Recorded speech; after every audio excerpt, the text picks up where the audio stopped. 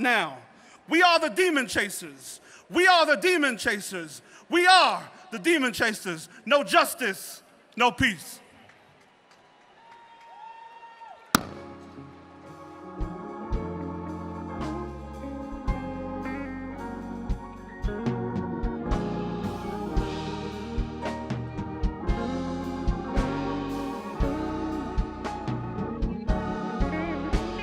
Thank you to Stephen Marshall. Next will be the pastor of one of the most historic churches in America, the King Solomon Baptist Church, where both Dr. King and Malcolm X spoke. He is also the National Expansion Director of the National Action Network, frequent guest co-host of the Keeping It Real radio show. His life is dedicated to fighting for justice, peace, power, prosperity for all. He is the proud husband of his better half, Angela, and father of Charlie and Charles III. Please welcome the Reverend Dr. Charles Williams II.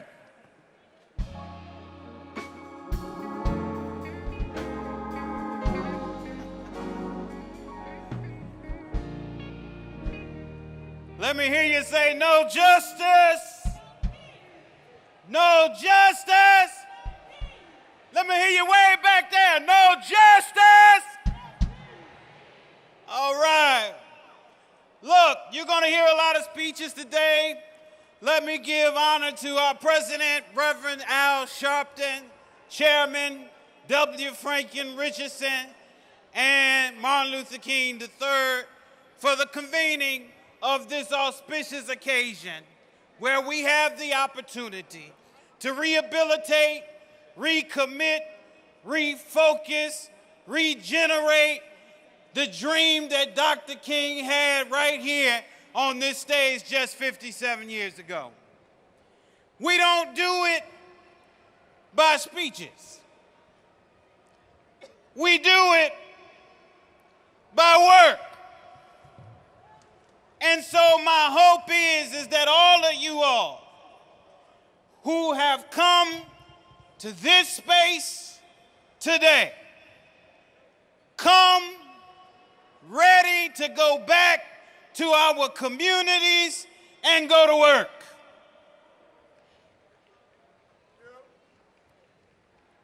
We must register.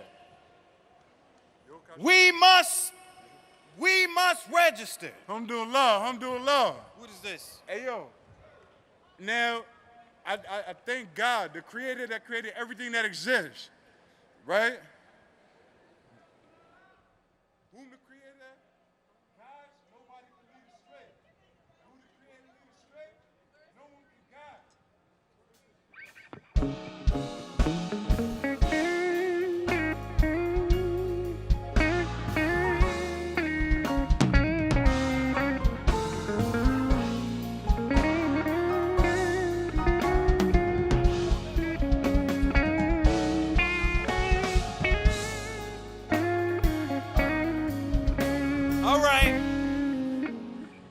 See, I'm trying to tell you something. The enemy wants to step in and get in the way.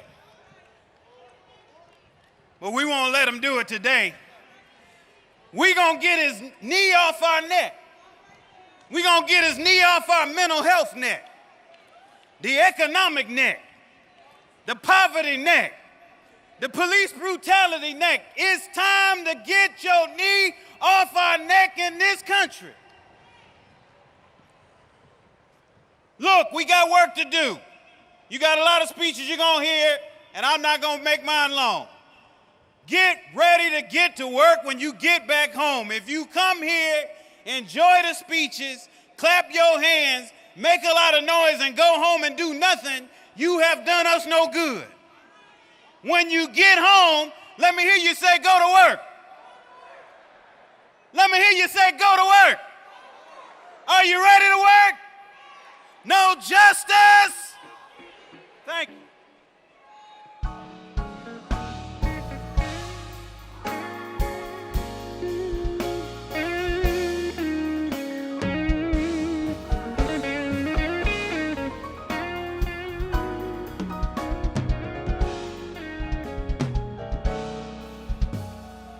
Our next speaker is a social activist, co-founder and executive director of Vote Common Good, a national political nonprofit dedicated to inspiring, energizing, and mobilizing people of faith to engage in civic life. Pulling from his experience as an author, pastor, and business owner, he consults for and trains churches, denominations, politicians, businesses, and nonprofits throughout the United States on issues of culture, leadership, social systems, Christianity, and progressive evangelicalism. Please welcome Doug Padgett.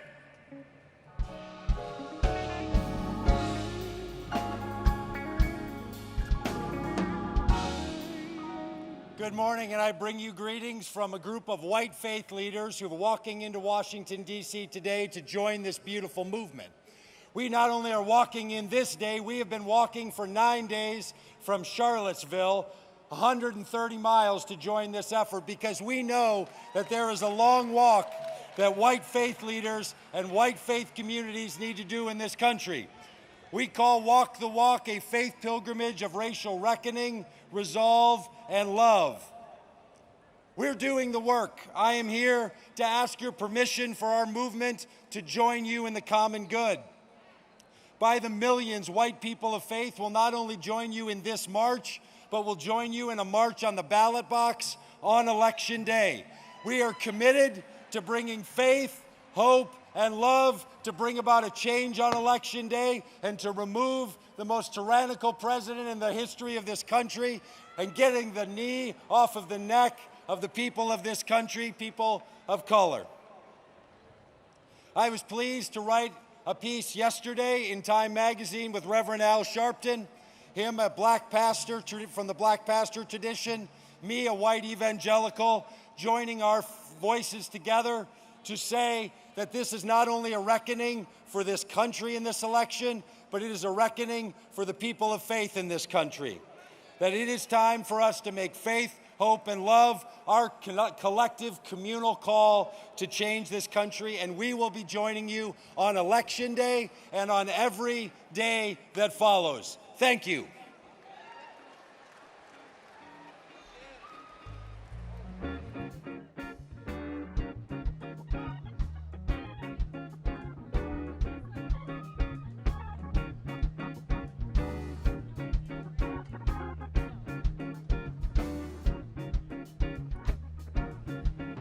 Our next speaker is a circuit attorney for the city of St. Louis, Missouri. Is St. Louis in the house? She's one of the country's most prominent progressive prosecutors and was just given a resounding mandate to continue her work by the people of St. Louis, winning the Democratic primary for circuit attorney by a landslide. She has led in showing how a prosecutor's office can drive social change, stopping the issuing of standalone charges for marijuana at less than 100 grams.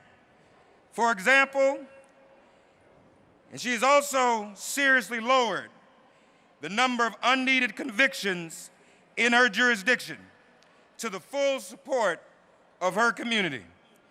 Before becoming circuit attorney, she was a Missouri state representative from 2013 to 2017.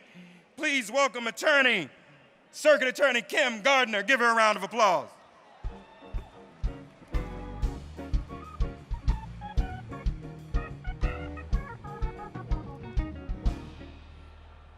Good morning, I'm Kim Gardner, the first African-American circuit attorney of the city of St. Louis. And I'm honored to be here in this historic event. I believe Black Lives Matter. I believe your safety and welfare matters. I believe the truth matters. I also believe that your skin color should not be weaponized against you. I believe that prosecutors have a duty to truly be ministers of justice, to pursue justice, not merely convictions. And as an African-American female reform-minded prosecutor, when you hold police accountable like everyone else, you are threatened with death threats and acts of violence against you. You're also investigated, and you even have President Donald Trump and the powerful few falsely accuse you of being the cause of senseless violence and criminal acts of lawlessness in your communities. But enough is enough, and we're gonna fight for justice for all. And I wanna say that I believe that prosecutors should not wait till a national tragedy to hold police accountable. Every day around this country, we have some police officers that inflict harm in communities that need police the most by disrespecting individuals that they're supposed to protect and serve. And we, as prosecutors, have to hold them accountable by making sure they're trustworthy and they do not police or do their job with racial bias. So I want us all to say, time out for 45, time out for Donald Trump, and please vote November 3rd. And guess what we all need to say? You're fired. Thank you, I appreciate you.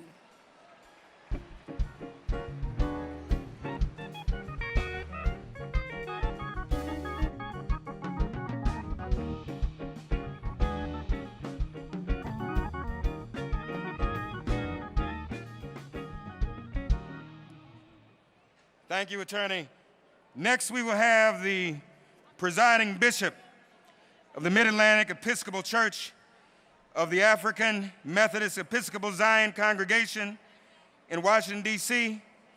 He serves as the presiding bishop of the Mid-Atlantic Episcopal District, including Allegheny, Barbados, East Tennessee, Virginia, Guyana, Philadelphia, Baltimore, Ohio, St. Vincent, and the Virginia Conferences. He is a founder and the past president of the Greater Centennial Community Development Corporation and lives his life by the theme, "It's our outreach that validates our upreach." Please welcome Bishop W. Darren Moore.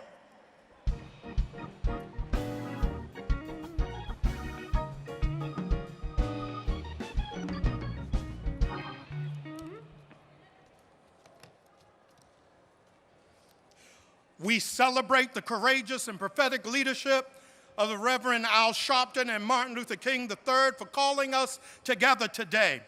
And I stand here this morning as a bishop in the great AME Zion Church, known as the Freedom Church, the Church of Sojourner Truth, Frederick Douglass, Harriet Tubman, and Coretta Scott King before she married a Baptist preacher.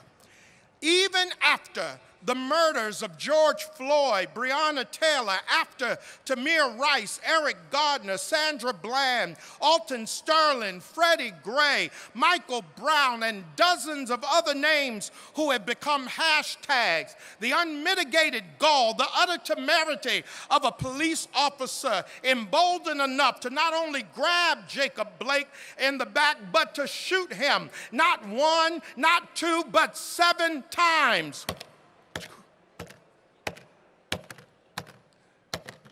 We come together because we are one. An African proverb says that when a thorn pierces the foot, the whole body bends over to pull it out. So we've come together to pull out the thorn that has embedded our people.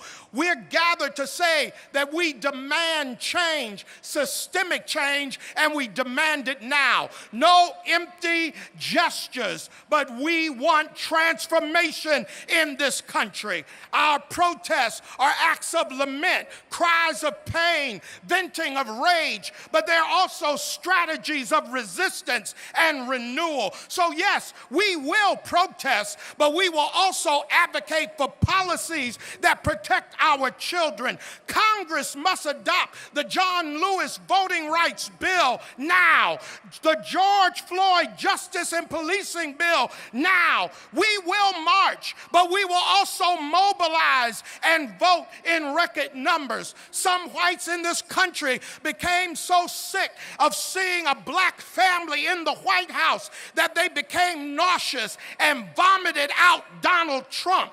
Well, we've come to declare that it's cleanup time in the White House. It's cleanup time in America. COVID-19 will take time to eradicate, but Trumpism is a virus and voting is the vaccine. So we will vote, and on November 3rd, we will begin to restore peace and justice, and we will demand that America lives up to its values, no justice, no peace.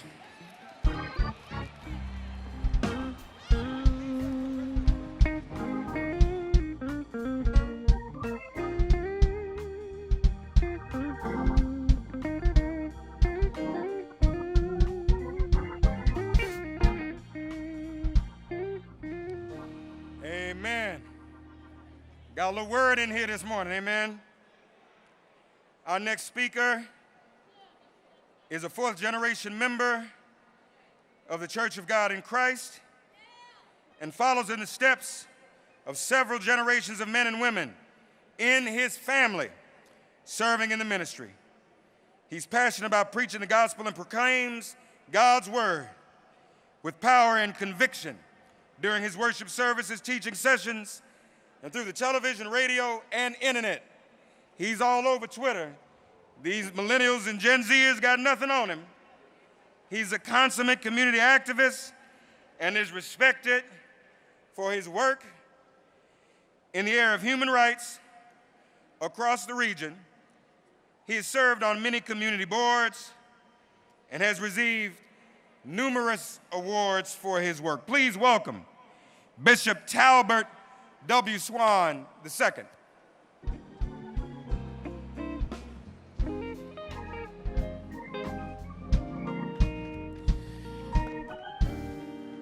Good afternoon. What does it mean to be black in America?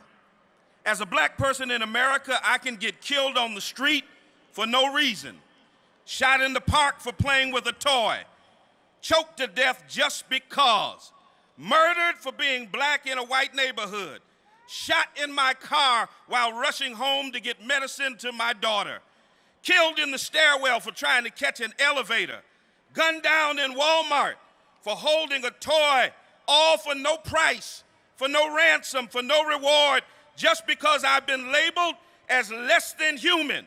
I'm black, I'm other, I'm not like them. My music is too loud, my hair is too kinky, too nappy, too dreaded, my pants are too saggy, my shoes aren't tied, I'm wearing a hoodie, I walk too fast, I look intimidating, I'm a threat, a menace, a societal scourge, a casualty, a neighborhood nuisance. I can't win. I can't get a job. I can't get a raise. I can't find respect. I can't make ends meet. I can't breathe. What do I do when I can't breathe? We reject the process of dehumanization. We see everybody as our neighbors. We go back to God, who is the source of our breath. We passed the John Lewis voting rights bill. We passed the George Floyd justice in policing bill, and we throw bigotry and fascism and a Mango Mussolini out of the White House by going to the polls on November 3rd and voting in record numbers until we get our breath back.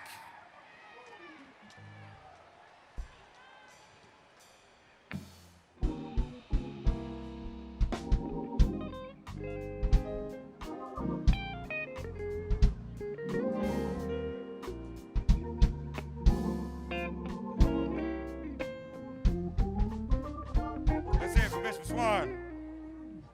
Joining us now from Birmingham, Alabama, is the co-founder and partner at Think Rubik's and the creator of Woke Vote. Please welcome Dewana Thompson.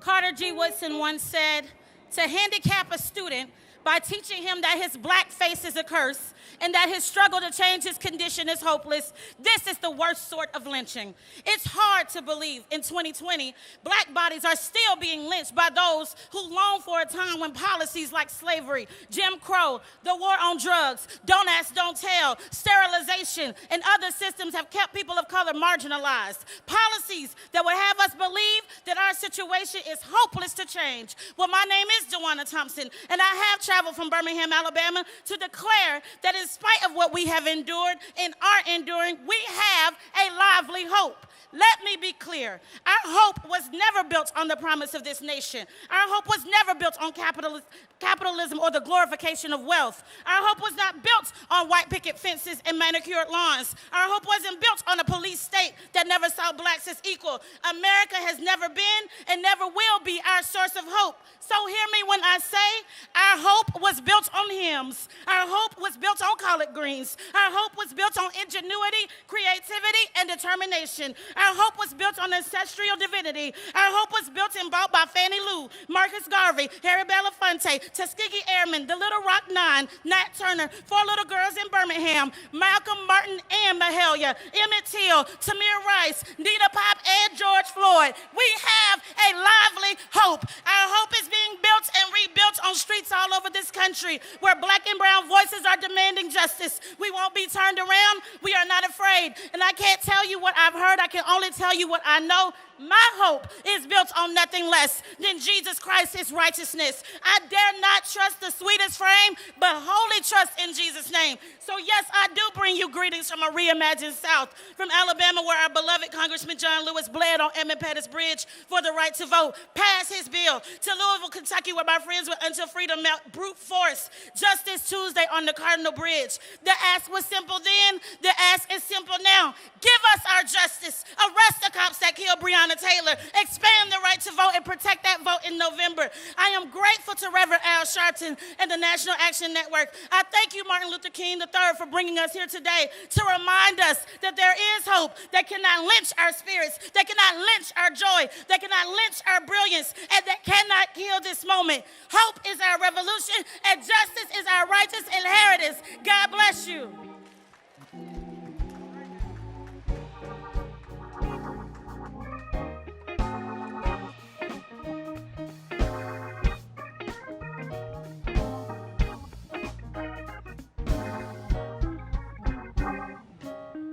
So if some of the speakers will leave something for everybody else, don't just tear up the whole podium. Arm's length, social distancing. Y'all, put your arms out like that. We're going to be reminding you of this during the course of the day. Keep your arms spread out. This is a socially distant march on Washington. Amen?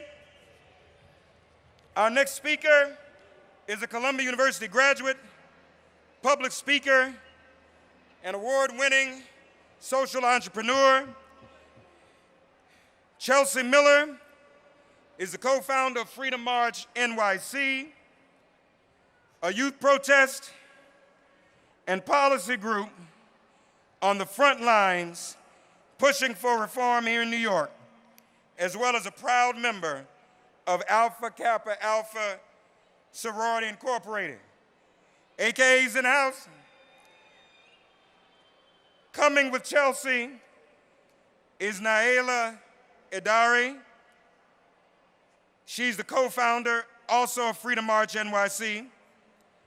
Most recently, she worked in the office of the highest ranking African American in Congress, Majority Whip of the House, Jim Clyburn, and in the office of New York City Comptroller Scott Stringer.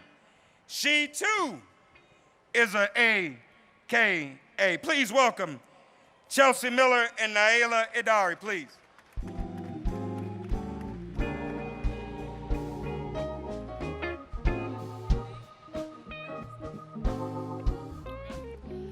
Thank you so much to Rev. Al Sharpton and National Action Network for having us here today.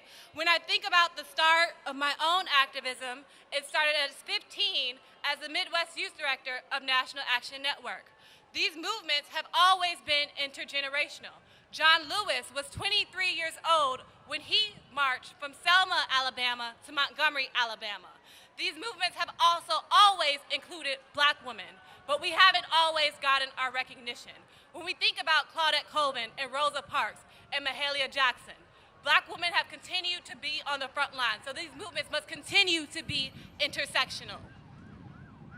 And like Naila said, as we stand here as the co-founders of Freedom March NYC, as we stand here today celebrating the history of what we mean when we talk about the civil rights movement, because we know that progress is not easy, and it does not happen in one generation, but it takes all of us coming together. We could not be here without the protests and mobilization efforts of so many organizers, Black women organizers who have led in New York City. When they were saying that the KKK was coming to New York City, when they were pepper spraying and macing organizers on the ground and kidnapping us in unmarked police vans, we still came out and we still made sure that this movement was not silenced.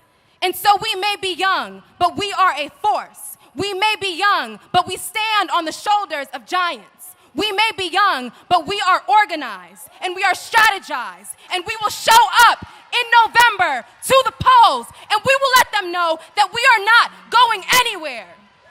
We will ensure that this revolution will be televised. We will ensure that this movement will continue in an intersectional way, in an intergenerational way, and we will not allow for this democracy that has promised us equality and justice to not make sure that they keep that promise. And if it doesn't happen today, we will make sure that in November we push for that promise, because we know that this country and this very stage that we are standing on, the Lincoln Memorial, was built off of the backs of our ancestors. And so with that being said, Freedom March NYC is a youth-led civil rights organization for our generation. Make sure you are following us on Instagram at Freedom March NYC. Make sure you are supporting Black women on the front lines, Black trans on the front lines. Pull up. This is Freedom Summer, Freedom Fall, and the next step is ensuring that we create change and we do it sustainably. Thank you.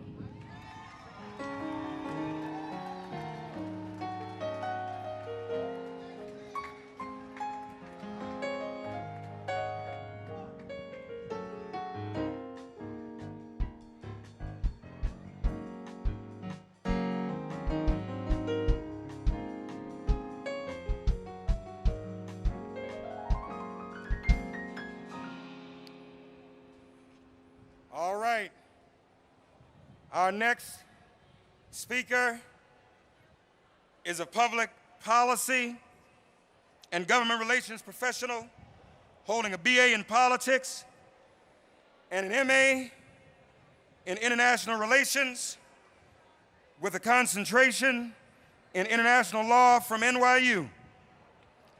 From her previous role as a legislative fellow in the House of Representatives, the U.S. House, to her current positions as policy advisor with the National Action Network, managing director for the Kenneth Cyril Valley Foundation, the youngest commissioner on the D.C. Mayor's Advisory Board for Caribbean Community Affairs, and a co-founder of Concerned Citizens D.C. Her commitment to identifying sustainable solutions to disparities in development across the Black diaspora remains at the forefront of all she does. This must be AKA moment, AKA hour. She's an award-winning member of the AKAs and has been named 5 under 25 and recognized as a 30 under 30 Caribbean American leader. Please welcome the National Action Network's own Kyra Stevenson Valley.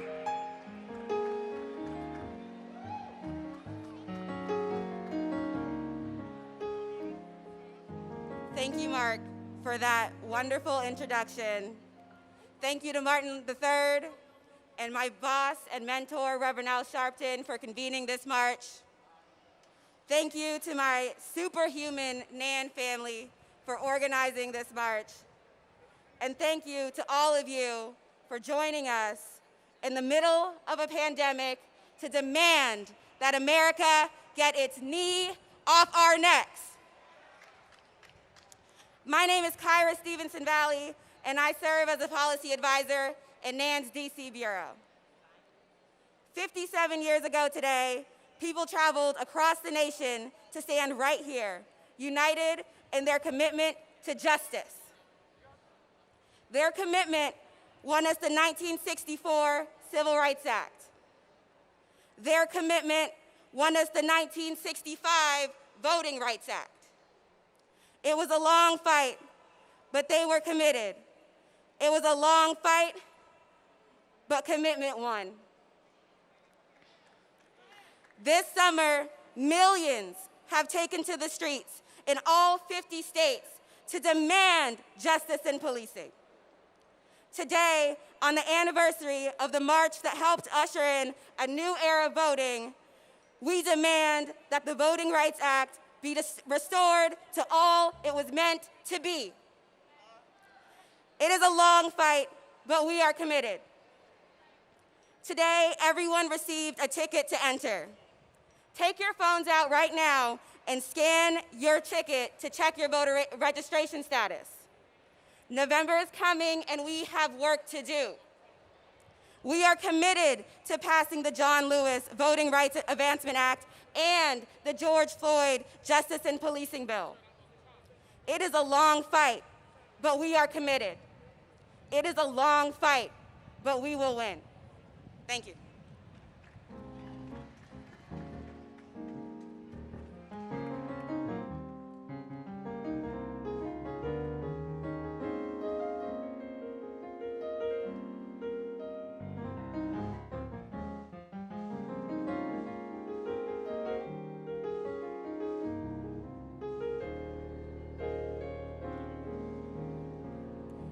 Two other speakers I'd like to introduce. First of all, let's give Kyra a round of applause. One of our up-and-coming. Justice Shorter is a disability justice advocate and Black, disabled, Lives Matter amplifier, a national expert on disability, inclusive disaster protections, emergency management, and humanitarian crises conflicts. With a steadfast commitment to international development and inclusive humanitarian assistance, Justice continues to participate in ongoing projects as a global advisor and trainer. After Justine Justice Shorter speaks, we will hear from Carrie Gray, the founder and CEO of the Carrie Gray Group and a founder of the National Alliance of Multicultural Disabled Advocates. Carrie's work centers on exploring the impact of race, gender, and disability as Black young professionals mature and transition into their careers. So please welcome Justine Justice Shorter and Carrie Gray. Hear ye them.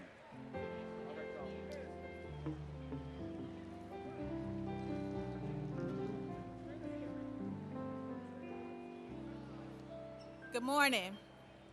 It is a privilege to stand before you in recognition of a long-standing movement that uplifts countless people and narratives such as Corrine Gaines, Sandra Bland, Natasha McKenna, and Tony McDade. However, did you also know that each of these individuals were Black people with disabilities? Ableism is the discrimination against people with physical and mental health conditions. There is a proven and fatal relationship between racism, ableism, and state violence. We must make no mistake that ableism is antithetical or mutually incompatible to Black liberation. I want to know that there is a place for my elder who now uses a wheelchair with hands full of arthritis, but who has fought alongside us all her life and given all her energy just for us to reach this moment. Let us be clear that that ableism is antithetical to Black liberation. I want to know that my young melanin sisters who are full of dreams, full of aspirations, and I have to know that there's a Black Lives Matter movement space that will not call her mental health conditions too crazy for liberation, that will not say her dyslexia makes her too ignorant to learn the fullness of freedom. Again, it is imperative that we claim ableism as antithetical to Black liberation. And as I turn 30 years old today, on a day that Dr. Martin Luther King Jr. told us his dreams, I too dream.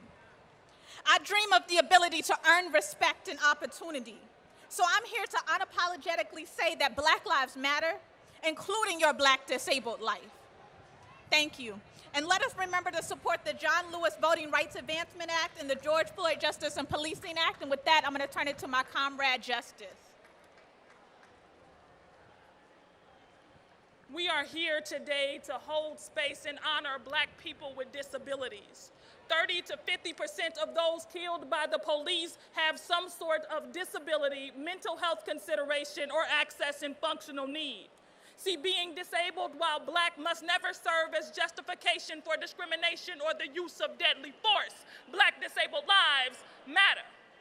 We show up here today for all of us who were told or chose to hide or deny our disabilities as a means of survival. We represent those with bodies that can't easily comply with police commands, or who were met with weapons when we only asked for wellness check-ins. Our Black disabled lives matter. To the students with disabilities who still receive a segregated education, to the parents with disabilities whose every decision is criticized or questioned, to disaster survivors with disabilities who feel forgotten, to young people with disabilities who have never been told that your bodies and your minds are beautiful, to anybody who has ever felt unworthy because you are unable to work or meet superficial standards of productivity, your Black disabled life matters.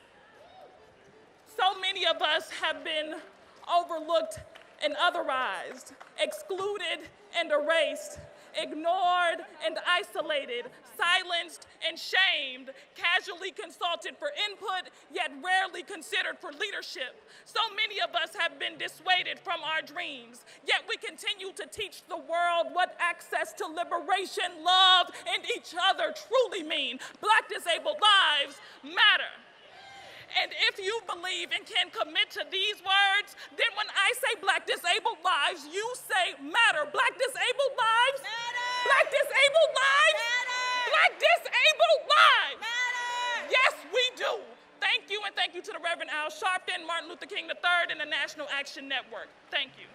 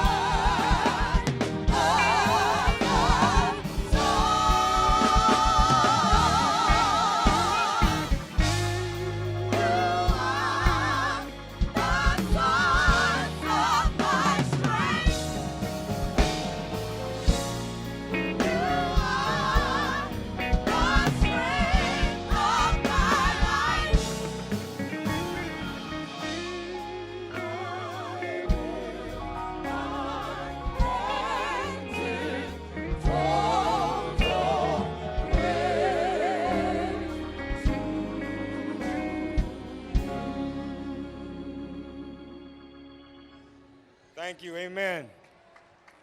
Let's, please give him a round of applause, if you would. It's my honor now to introduce our co-host for today, national news correspondent for Reach Media, a subsidiary of Radio 1. She's a native Washingtonian, an award-winning journalist whose career in radio and TV combined spans 20 years. She is currently the national news correspondent for Reach Media, serving as a contributor to the Al Sharpton Show on WOL 1450 AM and Sirius XM 126 from 1 to 4 p.m. Monday through Friday. Because of her dedication to the community and lifetime activism outside of her career, in 2016, she received the President Barack Obama Lifetime Achievement Award. Please welcome our co-host today, Ebony McMorris. Thank you so much for that, Mark. Before I begin and introduce the next speaker, I want to quote some of the words from the late John Lewis that he said in 1963. He said, "My friends, let us not forget that we are involved in a serious social revolution. By and large, American politics are dominated by politicians who build their careers on immoral compromises and ally themselves with open forms of political, economic, and social exploitation." And I'm going to ask the same question that he asked then, which is, where is the political party that will make it unnecessary for us to keep having to march on Washington? Our next speaker is Alea Eastman. She is a 2019 graduate from Marjorie Stoneman Douglas High School in Parkland, Florida. On February 14th, 2018, she was in the 3rd classroom attacked by a gunman who would go on to murder 17 students and staff. Since then, Alea has stepped up to speak out on gun violence in America and remains vocal around chronic gun violence that affects young African Americans daily, to include testifying before Senate and House Judiciary committees. She is a nonprofit organizer, as well as a co-organizer and co-founder of Concerned Citizens DC, a group that not only has consistently organized protests in DC, but also developed a list of federal and local demands that would save Black lives. Please welcome Alea Eastman.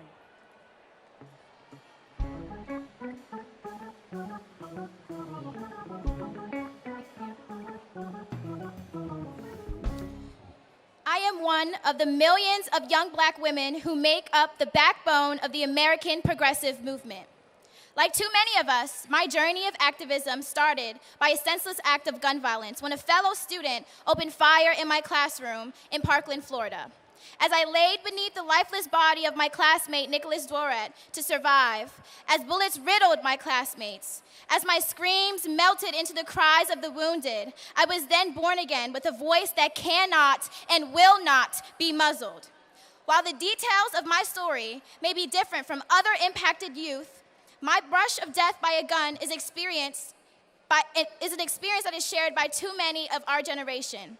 I am not the first in my family to be affected by gun violence. My Uncle Patrick was gunned down in the streets of Brooklyn, New York at the age of 18, just months after being beaten by NYPD, who deemed his Black body in a white neighborhood a threat.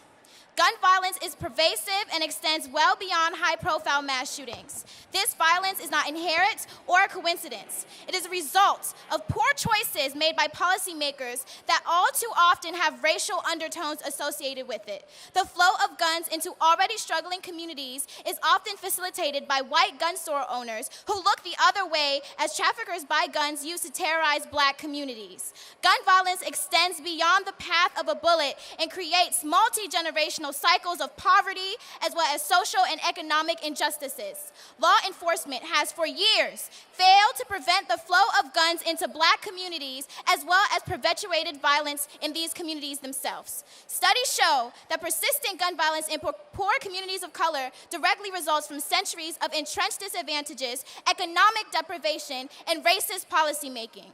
In many ways, gun violence is the last domino to fall at the end of a long line of racism, trauma, and indifference. But this is not inevitable. Community-based intervention programs throughout the country have proven that holistic, culturally sensitive, embedded teams can stop violence before it starts. We demand funding for these programs. We've seen the shooting from my high school gain worldwide attention. But the mass shooting that happened in Southeast DC 3 weeks ago, where 17-year-old Christopher Brown lost his life and 20 people were wounded, got no attention. Be outraged equally for Black lives. It is important that as I talk about gun violence, I address police violence. We must shift from a punitive to a rehabilitative model in the prison system.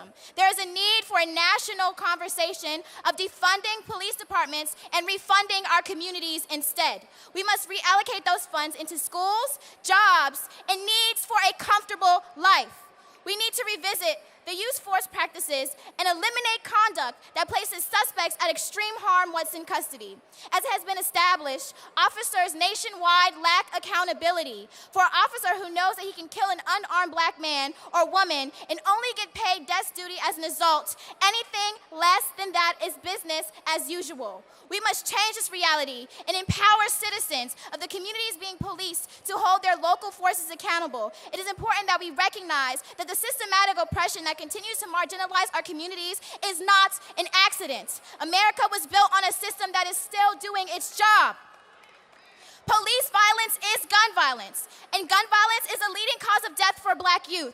We demand to live in peace. We demand to live in spaces where the best of Black culture can thrive, where Black men are more likely to have a mortgage and a picket fence than a record, where Black women are business executives and vice presidents, where our trans sisters and brothers don't fear being themselves. But this dream that Rev. Al Sharpton, that Martin Luther King III have for Black Americans cannot be realized until we have a federal government with our best interests at heart. For our part, Brady and Team Enough are engaged in a campaign to remove barriers to casting a ballot, making vote by mail available to all, ensuring ballot drop boxes are distributed equitably, restoring the voting rights of Americans who have paid their debt to society. We have so much good trouble to get into. I want to thank the community organizers of National Action Network, and especially their organizer-in-chief, the Reverend Al Sharpton and Martin Luther King III, for the work that they do, not just today, but every day, and giving us a place at the table. As I returned from Louisville yesterday, where Breonna Taylor was brutally killed by LMPD, it is still clear that Black women are still unprotected. As I stand here in pain from the aftermath of tear gas and rubber bullets, I realize that Black women are still the backbone of this movement. My name is Alea Eastman, a student at Trinity Washington University, executive council member of Brady's Team Enough, co-founder and core organizer of Concerned Citizens DC, a grassroots group of young Black organizers demanding true liberation for Black people. Thank you.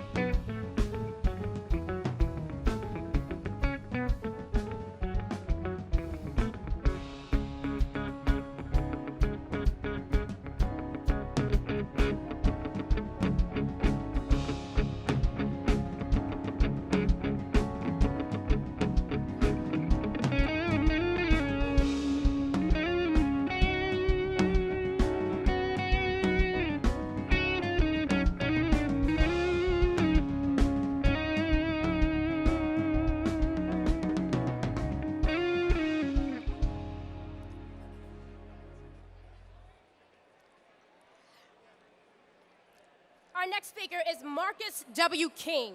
He's the president of New Jersey's Teamsters Local 331. A second-generation Teamster, King has been a member since 1983. After he was asked to join the International Brotherhood of Teamsters as a field representative, one of his assignments included Local 331. The members of the local asked King to stay on, and King was successful in being elected president in 2009, re-elected in 2012, 2015, and 2018. King has served on the UPS Supplement Negotiation Committee for Philadelphia Metro Area and the National Master Freight Supplement Panel. Please welcome Marcus W. King. Good morning. Thank you, Reverend Al Sharpton. Martin Luther King Jr. III and the National Action Network for assembling us here today. This is an awesome, event. Brothers and sisters, good morning. It's an honor to be with you. As the young lady just said, my name is Marcus King. I'm the director for the International Brotherhood of Teamsters Human Rights and Diversity Commission. And I bring you greetings on behalf of our General President, James P. Hoffa. The Teamsters Union have a long history of standing not only for members, but for those Americans who have been discriminated over and overlooked. For 57 years after the first March on Washington, the Teamsters have again stand with you proud to reaffirm our support for racial and economic equality in this country. The Teamsters brothers and sisters, black, white, men, women, all stood with Dr. Martin Luther King Jr. to fight for justice. And now we must finish the fight. We must finish this fight. We must complete the mission for genuine equality. There are forces out there working against us to dismantle the union and labor laws. They have circumvented civil rights laws in our courts. They have manipulated our election to try to block our vote. They have denied this job promotion because of the color of our skin. They have stolen wages from us by perpetuating minimum wage standards that no one can survive on. Yes, they even are going after labor unions. They have tried to systematically strip away the voice to protect workers as we fight for fair wages, equal pay, good health care, and a decent pension for retirement. And now they're trying to separate American labor by putting a gap between the have and the have-nots. As it gets wider and wider, just look at Jeff Bezos, what he made this year. Brothers and sisters, it's time for action. Words are not enough. We will not be ignored any longer. We can change it now.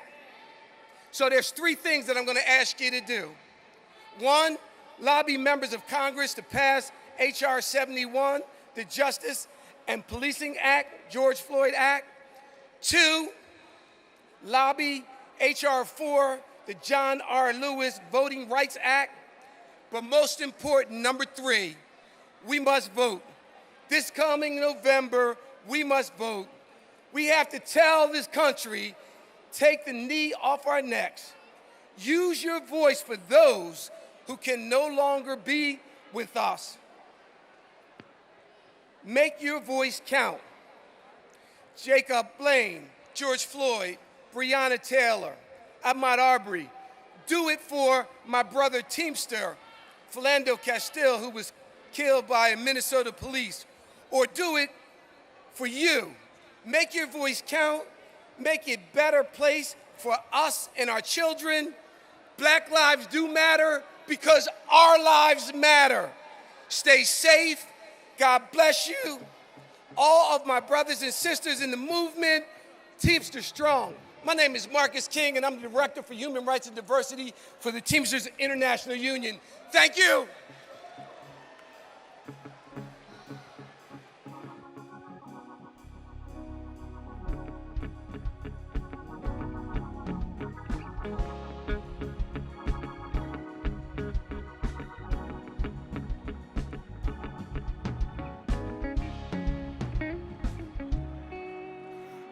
Next, we have Alan Roscoff, proudly co-authored the nation's first gay rights bill in 1970 and served as its chief lobbyist. In 2004, he formed the Jim Owls Liberal Democratic Club, which is a citywide LGBTQ organization serving all of New York City.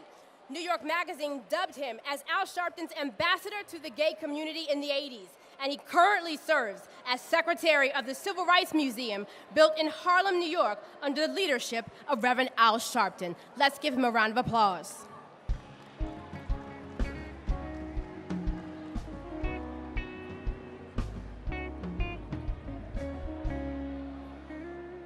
I'm here to tell everybody that the lesbian, gay, bisexual, and transgender community is part of this struggle. We join with Black Lives Matter. We march with you. We get arrested, we risk arrest, and we get brutalized in support. After all, the gay rights movement was formed because of brutality of the police in a bar known as Stonewall. Until the black community is recognized as an equal community, until the police harassment, the police belittlement, the police shootings, and the police killings, we will stand united. We are all one. We want you to know that we will continue demonstrating. We will continue marching. We will continue to protest. We will continue to upset the power structure. We will continue to risk arrest. We will continue to be arrested.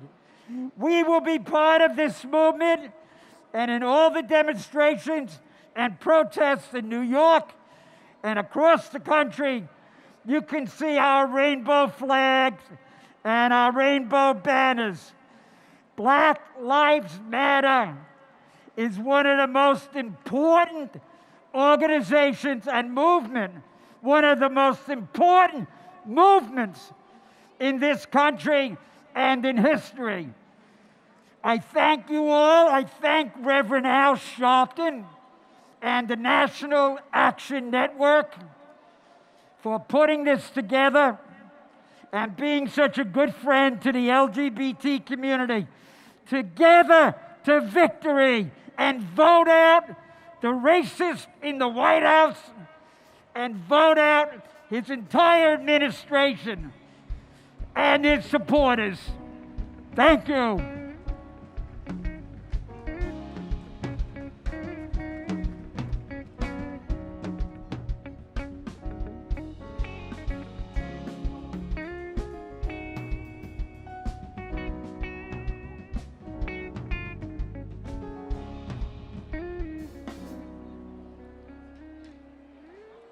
Up next, we have Frank Nitty Sensabaugh. Joy, that's right. Frank brought his crowd. Joined by fellow activist Sandy Solo. He is a Black Lives Matter protester, activist, and lead organizer for the 2020 Walk from Milwaukee to Washington, D.C. Okay? To stand in solidarity with the National March on Washington, please welcome Frank Nitty Sensabaugh. Hello, I'm Sandy Solo from Milwaukee, Wisconsin. I'm here with activists Frank Nitty and Tori Lowe.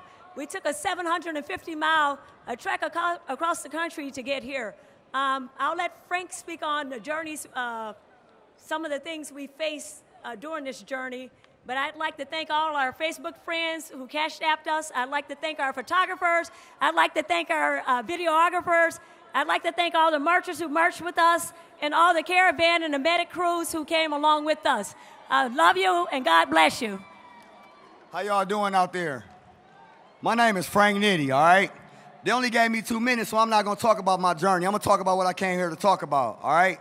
Now check it out. As activists around the country, we need to get organized. Every 3 months when a black person gets killed, that shouldn't be the only time we find out about black people getting killed by the police. We need to get organized together as a nation of activists so we can call on each other whenever we need help. We need to demand change, not ask for change. They think this is a negotiation. This is not a negotiation. I came here to demand change. I'm tired. Are y'all tired? Because I'm tired. My grandsons ain't gonna be marching for the same stuff my granddaddy marched for. This is a revolution, all right? We just marched 750 miles from Milwaukee, Wisconsin, 24 days to get here because we not gonna stop until we get change. That's what we need in this country. All of y'all that came today, I know y'all been marching in y'all cities. I know y'all been marching. Don't stop marching. We gonna organize because they don't expect that. We gonna come together because they don't expect that. We gonna demand change because they don't expect that. We not gonna have our kids marching. This is it. We've been marching for the same stuff for 60 years. Black people shouldn't be marching for the same stuff Martin Luther King was marching for. I'm tired. I'm tired. And I'm tired of asking for justice. I just want it to stop. We don't want justice. That's after a racist police do something to us. We need them out of the police. We need all these racist people gone. We need change, and we can get that by voting. Now, while we marched in 750 miles, everybody that came and chastised us, everybody that came with shotguns, everybody that came messing with us had Trump signs. Trump 2020. That's the new way that they exhibit racism in this country and hide behind it. So we gotta vote Trump out of office, all right? So when it's time to vote, we gonna vote. And if y'all see me up here, if you an activist, stop me out there so we can organize. It's time. This is the revolution. This is the revolution.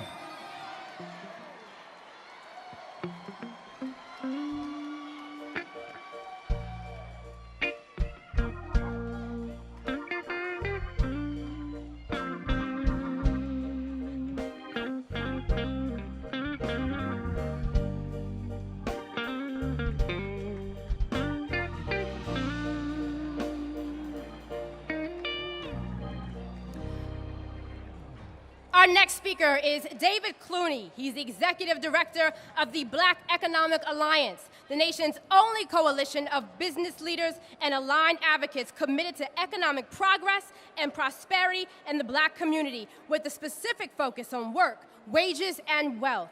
Before joining BEA, David led the state and local government relations team at J.B. Morgan Chase & Company.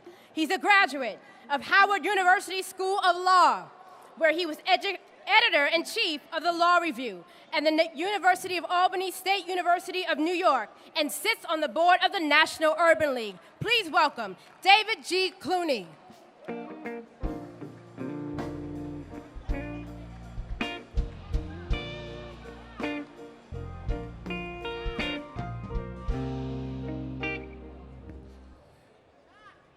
I'm David Clooney. I lead the Black Economic Alliance, a group of Black business leaders and allies dedicated to improving work, wages, and wealth for Black people. We know the 1963 March on Washington was a march for jobs and freedom. In over 50 years, the wealth gap between Black and white Americans has not changed significantly. In fact, by some measures, it's even wider today. But we're at an inflection point. It may have taken 400 years plus 8 minutes and 46 seconds to get here, but there is an increasing recognition that systemic racism continues to oppress Black people in every part of American life. So what do we do with this moment? Of course we need to continue to fight for social justice, but we also need to fight for economic justice from our elected leaders and in the business community. We need to fight for better work, wages, and wealth for Black people. That's skills training for the future of work, closing the Black-white pay gap, and building generational wealth for Black families. Right now, we absolutely have to vote. Congress should pass the John Lewis Voting Rights Act to ensure free and fair elections, and just like we're showing up to march across America, we have to show up and vote. Over 40 states will allow early voting this year, so vote early if you can. Make a plan and make sure your vote is counted well before Election Day. We owe it to the civil rights giants who marched, bled, and died for us.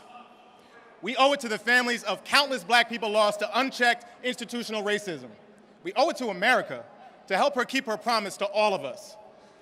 I am so inspired by the demand for justice that's emanating from every corner of America right now. We have to continue this march on every platform we have, in the streets, in the halls of Congress, in the corporate boardrooms, and with our vote, so we can finally achieve social and economic justice. Thank you.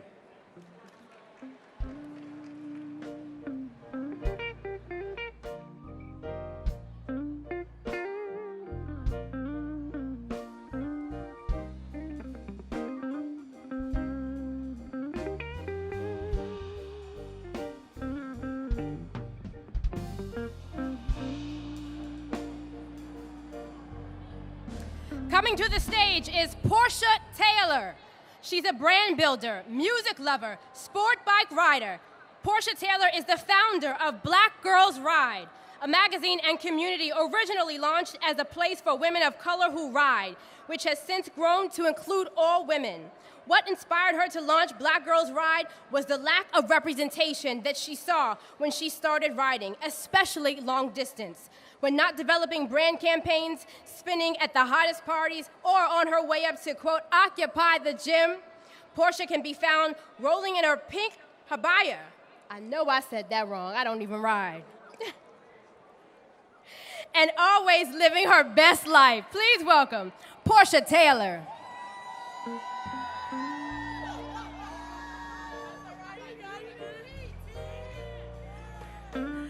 Good afternoon. I'm Portia Taylor, and I'm here as a representative of Black Girls Ride. More than a magazine, we are a movement of women passionate about motorsports. Over 100 women rode across America to be with you here today. We are our ancestors' wildest dreams. Women of color on ground traveling across the land of the free. We are your mothers, your grandmothers, your aunts, your sisters, and your daughters. Our ride started Monday in Long Beach, California. As we rode through Texas, I thought about my soror, Sandra Bland, and how a simple traffic stop ended in her death. We all witnessed George Floyd's death as he cried for help, the heartbreaking death of Breonna Taylor as she slept in her home. And less than a week ago, Jacob Blake was shot 7 times in the back and paralyzed. With each act of senseless violence, we feel a stirring in our collective soul. When a call to march was issued, we knew it was time to mount up. We packed up our bikes and rode thousands of miles in protest against police brutality. We ride unapologetically for Black lives, and we raise our throttle hand in support of those on the front line of our struggle. We ride to ensure the freedom of our future leaders. We've come a long way, but our journey is not over. In November, Black Girls Ride will rev our engines. We will lead the ride to the polls and fuel the ballot boxes of this nation to choose a leader that will provide the unity our country desperately needs. We invite you to join in this and vote like your life depends on it. Thank you.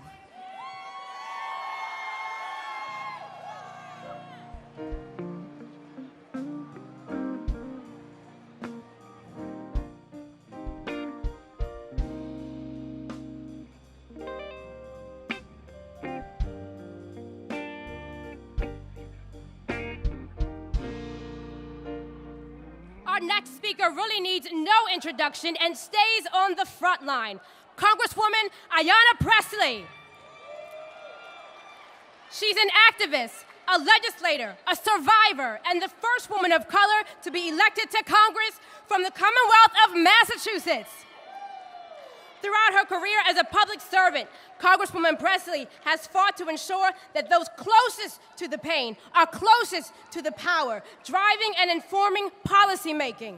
Prior to her being elected to Congress, she served on the Boston City Council for 8 years and was the first woman of color elected to the council in its 100-year history. Please welcome Congresswoman Ayanna Pressley.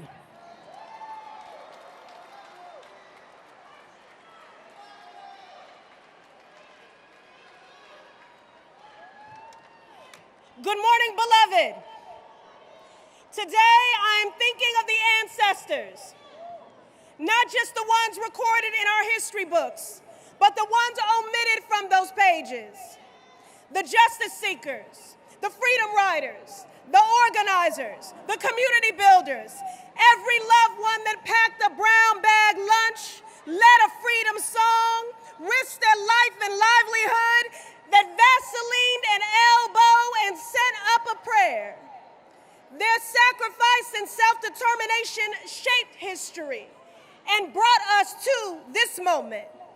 The truth of the matter is, we are because of them. We are Black with a capital B. We are the manifestation of the movement. We are a symbol of social, political, and cultural progress. If my granddaddy, the Reverend E. James Eccles, were here, he would whisper in my ear and say, "Grandbaby, make it plain." And I intend to do just that, make it plain. We are in unprecedented, uncertain times. We are challenged by the state of the nation and the crisis we face, but the state of our movements, it is strong. And another world is possible. Yes, it is possible to legislate justice and accountability.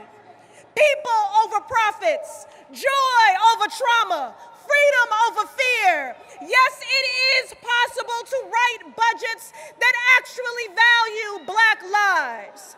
If it feels unfamiliar, that's because it has never been done in America. We will meet the moment. We will work towards healing, justice, and collective liberation like our lives depend on it, because they do. We will march on, clear in our conviction, rooted in our faith, grounded in our history, intentional as we build. Let me make it plain. Black lives matter.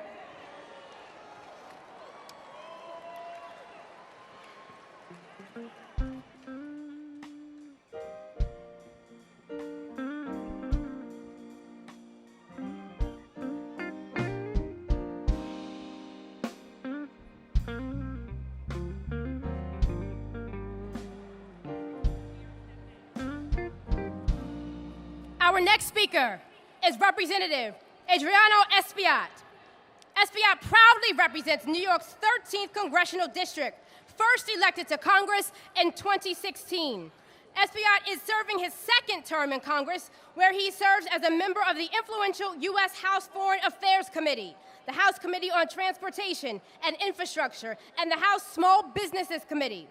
Throughout his 10-year career in public service, the congressman has been a vocal advocate for protecting tenants, improving schools, and making serious, smart investments in economic development, job creation, environmental protection.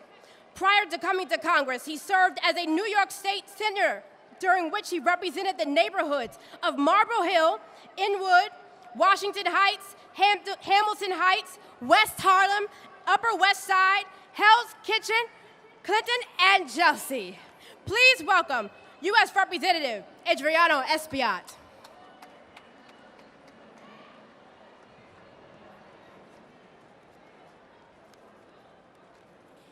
Good morning, everybody. Thank you, Reverend Al Sharpton. Thank you, National Action Network. Thank you all for being here on this great morning. I bring you greetings from Harlem, the capital of the African diaspora in the world.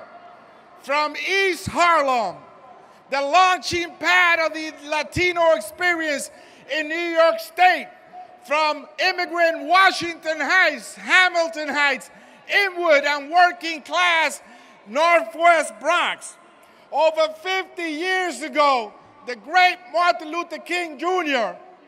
and John Lewis stood here and shared their dreams with all of you. Today, as the first formally undocumented member of Congress, I stand here with you today to say that yes, I am a man. That yes, we shall overcome. That yes, sí se puede. That yes, Black Lives Matter. And that yes, without no justice, there will be no peace.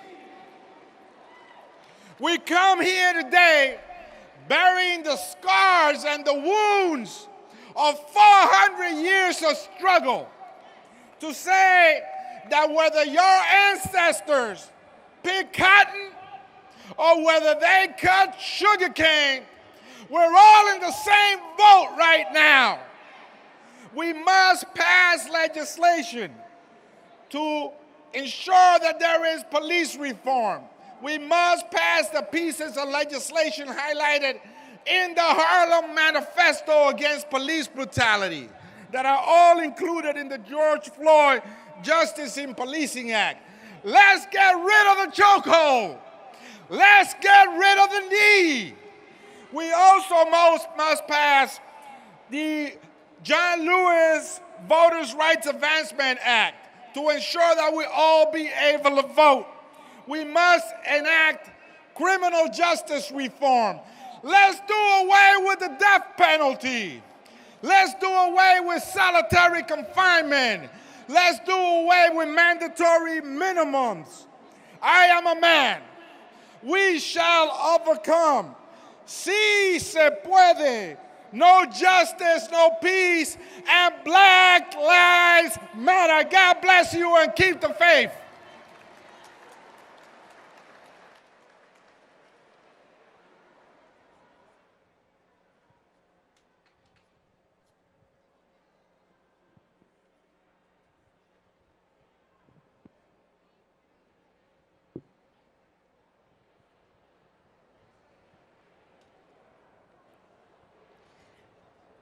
Up next is Representative Charles Booker, a 36-year-old state legislator born in Louisville, Kentucky.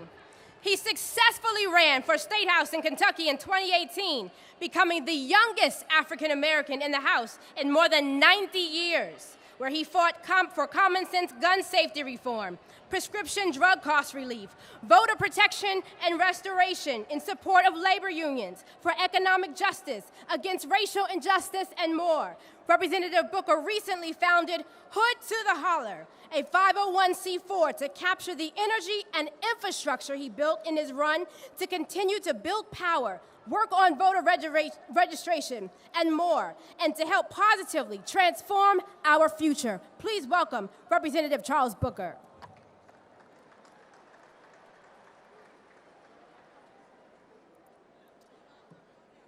We stand here in the legacy of the dream that Dr. King lifted up, that Whitney Young pushed for, that Mattie Jones fought for, that my granddad Lindsey E. Hearn Sr. demanded. We're here today because we know that dream is not done. Because although they marched for us then, the cries we're hearing across the country right now, from Kenosha to Kentucky, from the hood where I'm from, to the hollers in Appalachia, to everywhere in between, those cries let us know we have more marching to do. And it is in this moment where we must rise up together. Because listen, we are built for this moment. We are on the shoulders of giants, but we must step off of those shoulders and lead ourselves. We are the dream, but we must turn that dream into demands. Demands for real justice, demands for humanity, demands for accountability, demands for an end to poverty, demands for an end to racism. And I am a living witness as the youngest black state legislator in Kentucky since the first one. And yes, I did stand up to run against Mitch McConnell. I am a personal witness that we are ready for this moment. We're built for the work we must do. And if we come together, all of us, if we stand united, if we march together, if we bend that arc together, there is nothing we can't do. There is no mountain we can't move. And there is no root of racism we cannot pull up. So we got to do it right now. We got to do it yesterday, so we definitely got to do it now. And I stand here as a young man in the legacy of a giant, Congressman John Lewis, who said 57 years ago some words that still ring true right now. We have to lift our voices together and say to America, wake up. Wake up, America. Because we can't stop, we cannot quit, and we cannot be patient. Let's win together. Let's fight together. Let's transform our future. Brianna, I'm representing you right now. Thank you all.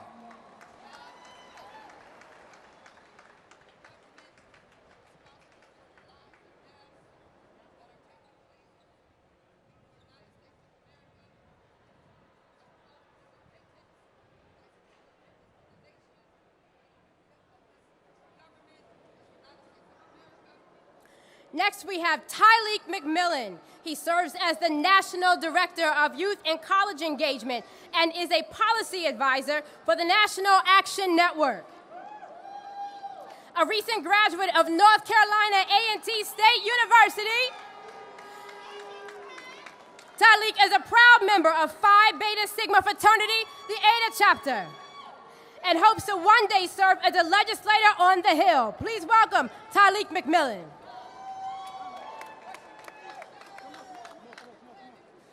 I give honor to the conveners, my boss and mentor, Reverend Al Sharpton, and Martin Luther King III. I also want to recognize the young leaders standing behind me from Nan Youth Huddle and Nan Collegiate. We find ourselves here in the spirit of John Lewis, making good trouble, necessary trouble, because the soul of our democracy is depending on it. We're not here to ask for justice. We're not here to negotiate justice, but we are here to demand justice. Far too many times we have been cut out. Far too many times we have been budgeted out, counted out, resourced out. It's time for legislators to invest in education. It's time for legislators to invest in mental health services. It's time to invest in communities. And I love my 1891. It's time to invest in historically black colleges and universities. Because we don't deserve just a half a dollar. We don't just deserve the quarter of the dollar, but we deserve the whole dollar. Dr. King spoke about the check that bounced in the bank of justice. And we've come to let the teller know at the bank that this check better not bounce. Because we will march and we will fight, because that's what we deserve.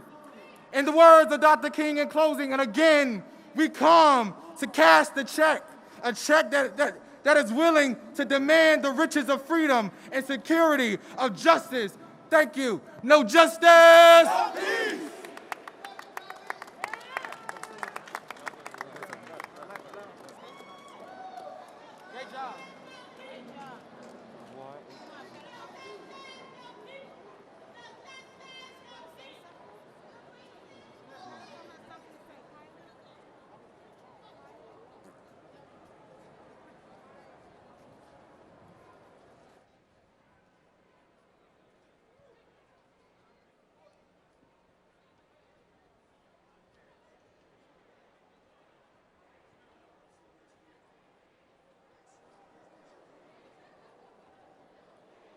I hear you back there. No justice! No justice! That's just to echo you. Next up, we have Janet Muriga. As someone who has experienced the promise of the American dream firsthand, Janet has devoted her career in public service to opening the door to that dream to millions of American families. As a key figure in the Latino community, she continues this mission as president and CEO of Unidos US, a large national Hispanic civil rights and advocacy organization in the US. Welcome her to the stage.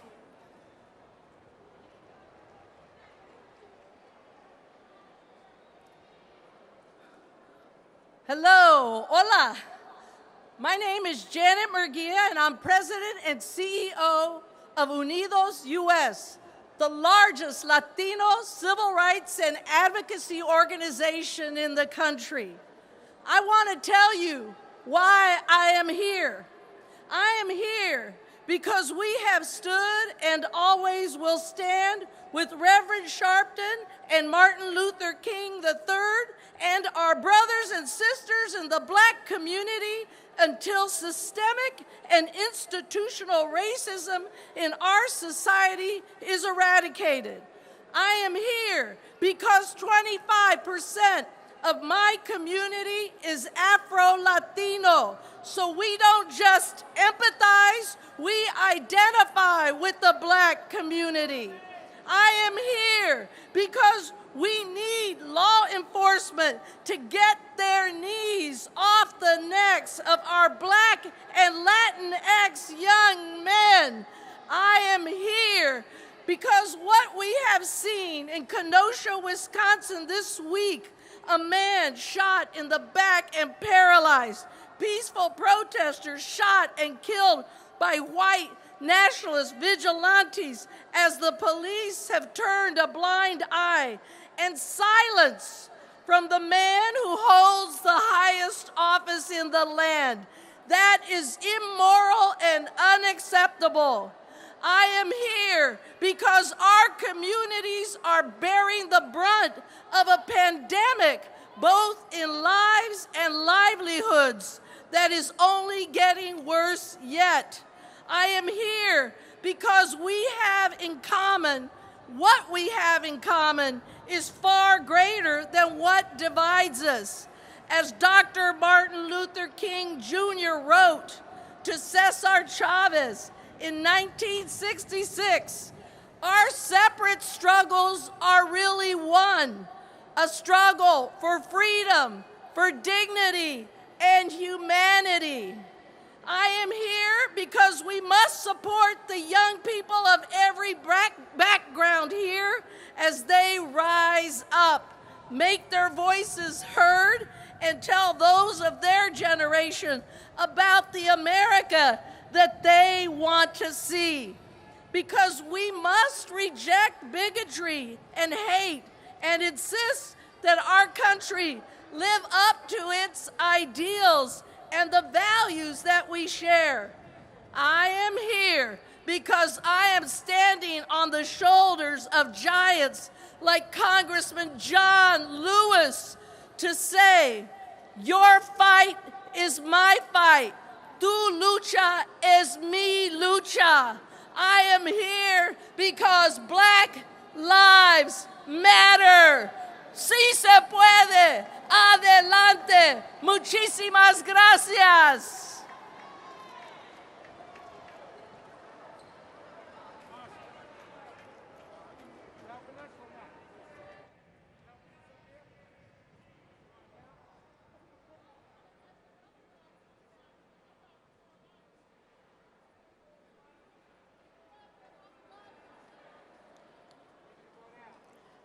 Up next, we have Reverend Dr.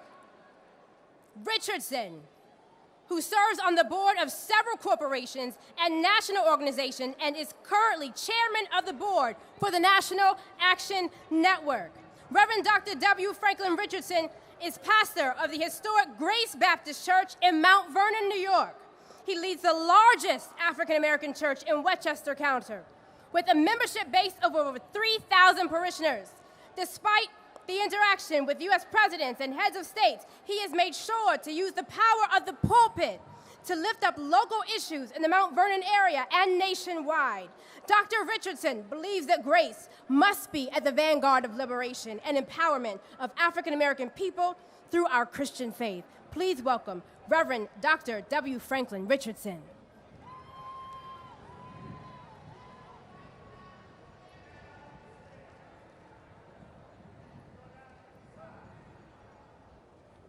Good afternoon. Let's give ourselves a celebration. Look at how we've turned out in the midst of the pandemic, in the midst of all that's going on. This is important to us. We lay ourselves on the line because this is important. On behalf of the members of the board of National Action Network, I want to thank all of the various organizations who have collaborated with us to bring this to pass. We celebrate the great leadership of our President, Reverend Al Sharpton, and Martin Luther King III, having convened us together. But our coming together for the speeches and the rhetoric of the moment will be meaningless if we do not leave here and activate and get involved and fight the fight and vote and encourage those who are not. We are at a crossroads in American history. We're at the intersection of perish or promise. If we fail to deliver in November, we will perish. If we fail to bring out our votes, we will not enjoy what we have struggled from. We're at a moment when all that we have fought for, all that our forefathers and mothers have died for, is at risk of being lost. Blood that's been shed for our freedoms is on the line, and we cannot perish. We must stand up. We must fight. We must engage every resource that we have. We still believe in America's promise. Not only are we on the precipice of perishing, but we're on the precipice of realizing the promise. And the promise is a nation where every person, black or white, yellow, red, male, female, LBGT, every dimension of our humanity is in the promise of a great America. And so I challenge us all to believe in a better day, to make the sacrifices, to make sure we go back to our cities and knock on doors and call our friends, because this will be a sham if we fail to bring out the vote on November the 3rd. This will be mockery if we do not deliver ourselves to the polls. This will be a disgrace if we fail to engage our resources to deliver on our own behalf, and our forefathers and mothers who lay in the cemeteries will want to turn over in their graves if we fail to deliver in this moment and grasp what they fought for. God bless you. Let's go. Let's get this done. We're able. We're powerful. Use the UR code that's on the screen that talks about the Black Church 75, vote 75. All of us must be engaged. God bless you, and I look to see you in the near future at the victory celebration. God bless you.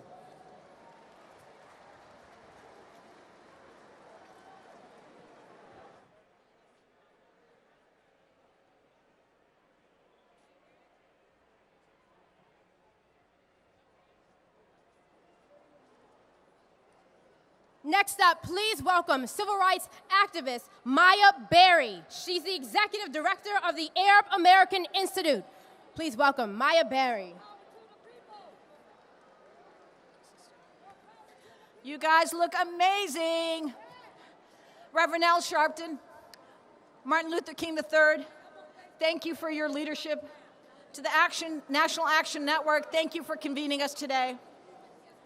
To the families who've lost loved ones to racist violence, I am so sorry for the pain you have been forced to endure.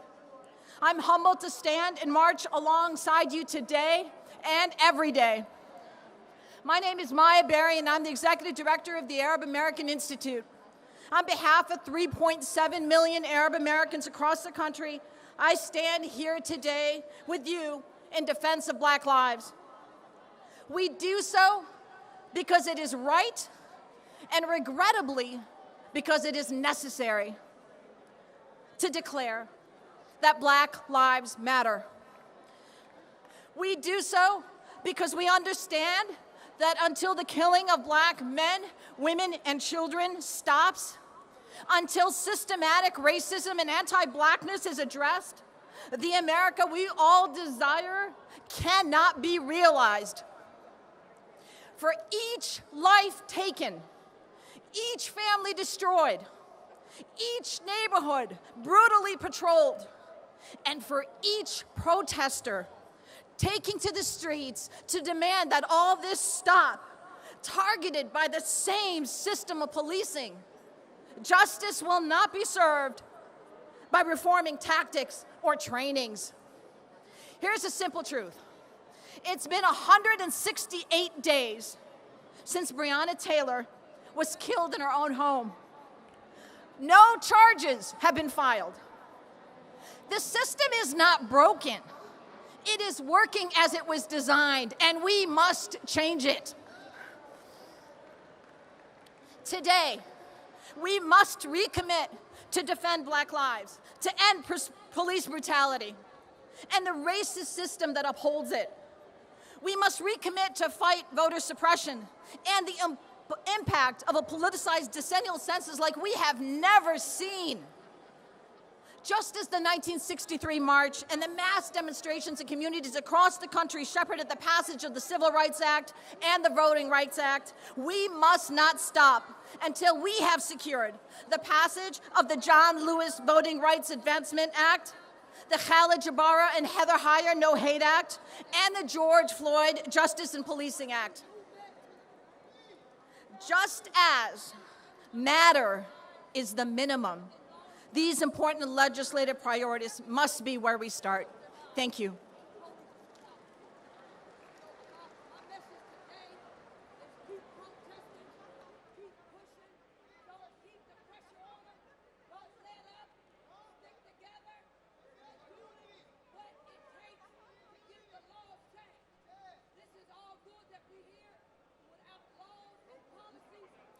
Please welcome to the stage Dr. Jamal Bryant.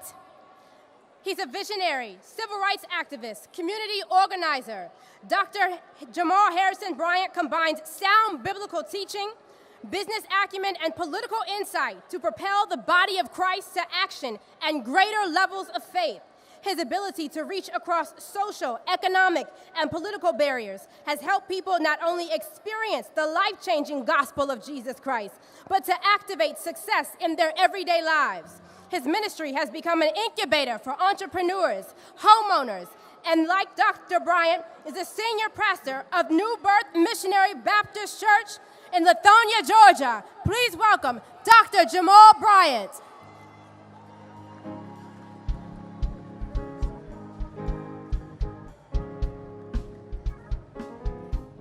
To our convener, organizer, and visionary, the man who God has anointed for this hour, Reverend Al Sharpton, we thank him for his courage and for his faith and for his distinction, as well as his commitment to civil rights down through the years. Brothers and sisters, not since 44 BC, when Marcus Aurelius Junius Brutus led 59 accomplices to stab Julius Caesar in the back, has there been such a heinous crime as the slaying of Jacob Blake. 7 times they shot him in the back. And today, while it is that you stand, Jacob finds himself paralyzed from the waist down. Not from these steps, but Dr. King said that we as a people should not find ourselves caught in the paralysis of analysis. In other words, our coming together is in vain if we just talk about the problems, but don't chart a course towards the solution. It's Harriet Tubman, who said, "I freed thousands of slaves, but I would have freed hundreds more had they known they were slaves."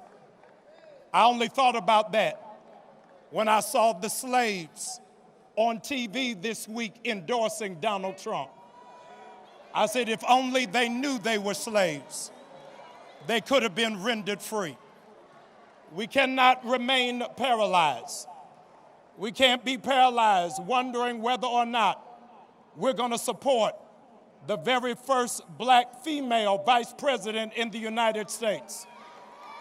Don't tell me about what it is that she did in the past and you not talk about what she wants to do in America in the future. She wants to make sure that we get rid of privatized prisons, that there are no more mandatory minimums, and marijuana is no longer an illegal substance. We cannot be paralyzed knowing that she graduated just a few miles from here, from the original HU. And those of us who are products of HBCUs, you ought to be making some noise right now, knowing what it can develop and what it can deliver. We cannot be paralyzed.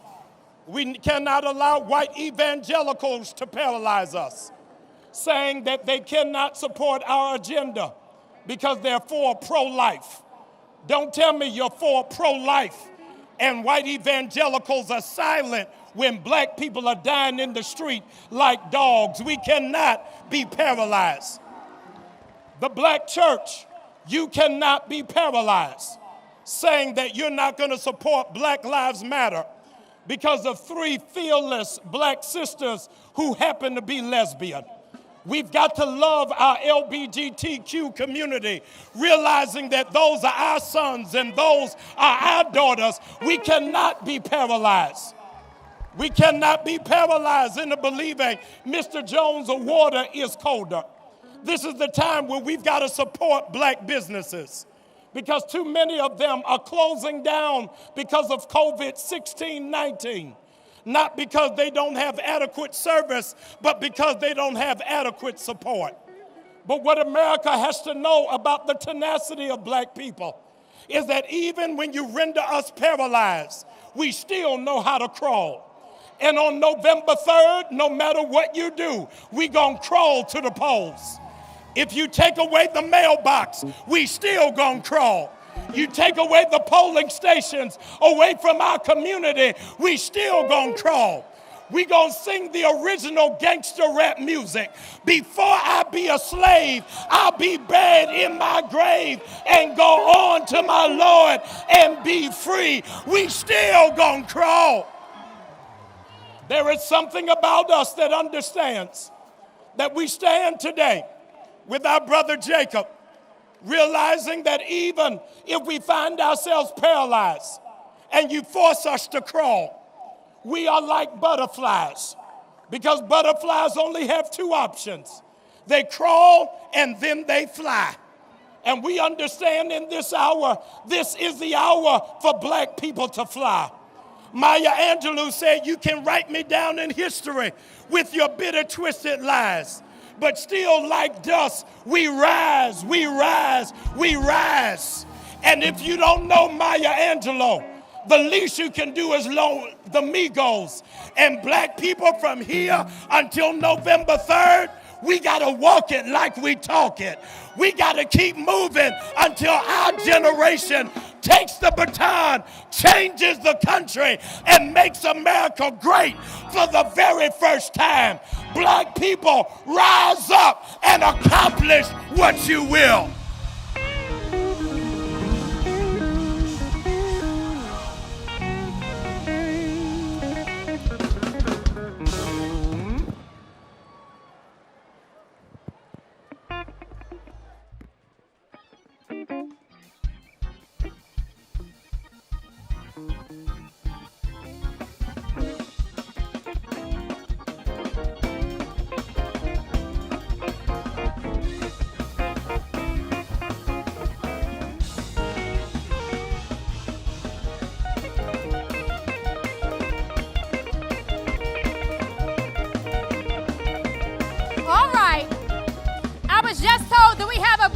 Mothers from Georgia, are you in the house? Georgia came? All right. Next up, please welcome Congresswoman Sheila Jackson Lee. She is serving her 13th term as a member of the United States House of Representatives. She serves the 18th Congressional District of Texas, centered in Houston, the energy capital of the world, and sits on 3 congressional committees: the House Committee, the Judiciary and Homeland Security Committee, and the crucial Budget Committee. She's the author of the Emancipation National Historic Trail Study Act and the lead sponsor for H.R. 40, the commission to study and develop reparation proposals for African Americans. Please welcome Congresswoman Sheila Jackson Lee.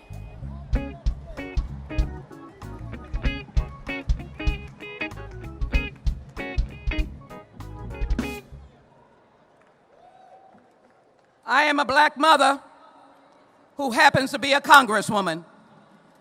I'm a black mother who happens to understand that black lives do matter every single day of my life.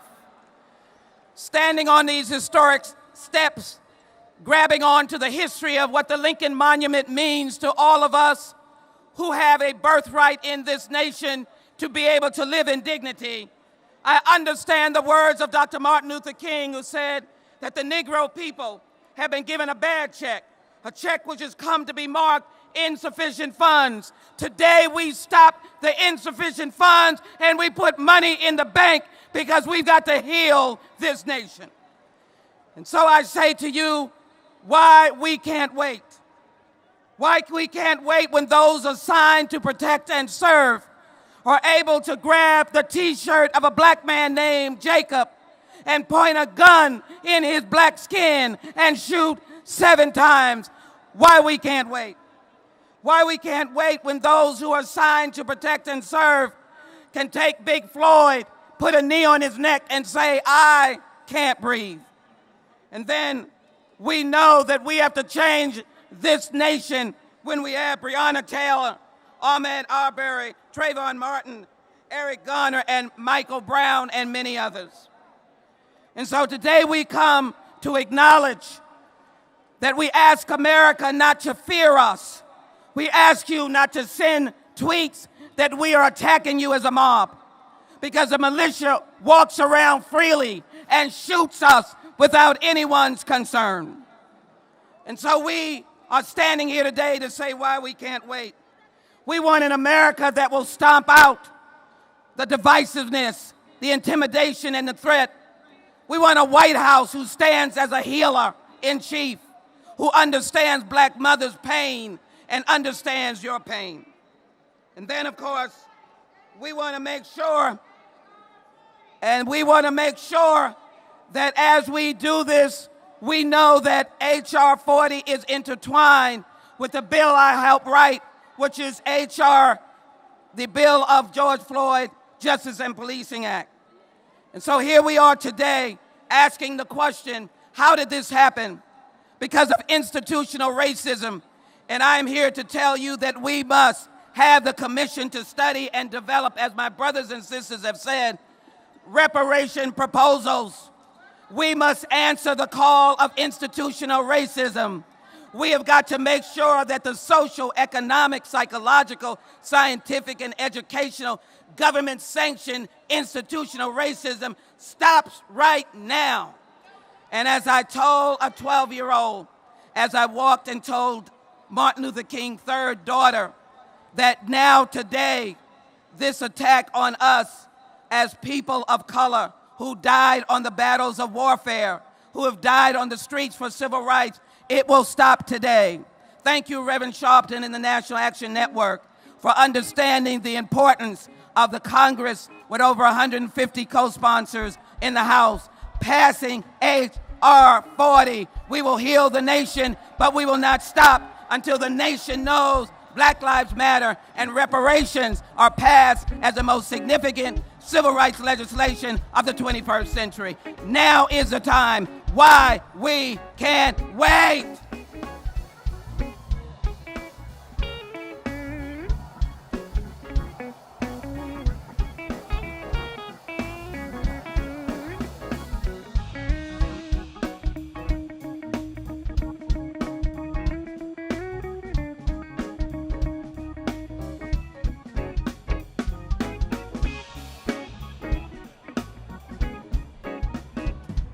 Reparations now. Let's hear it for Congresswoman Sheila Jackson Lee.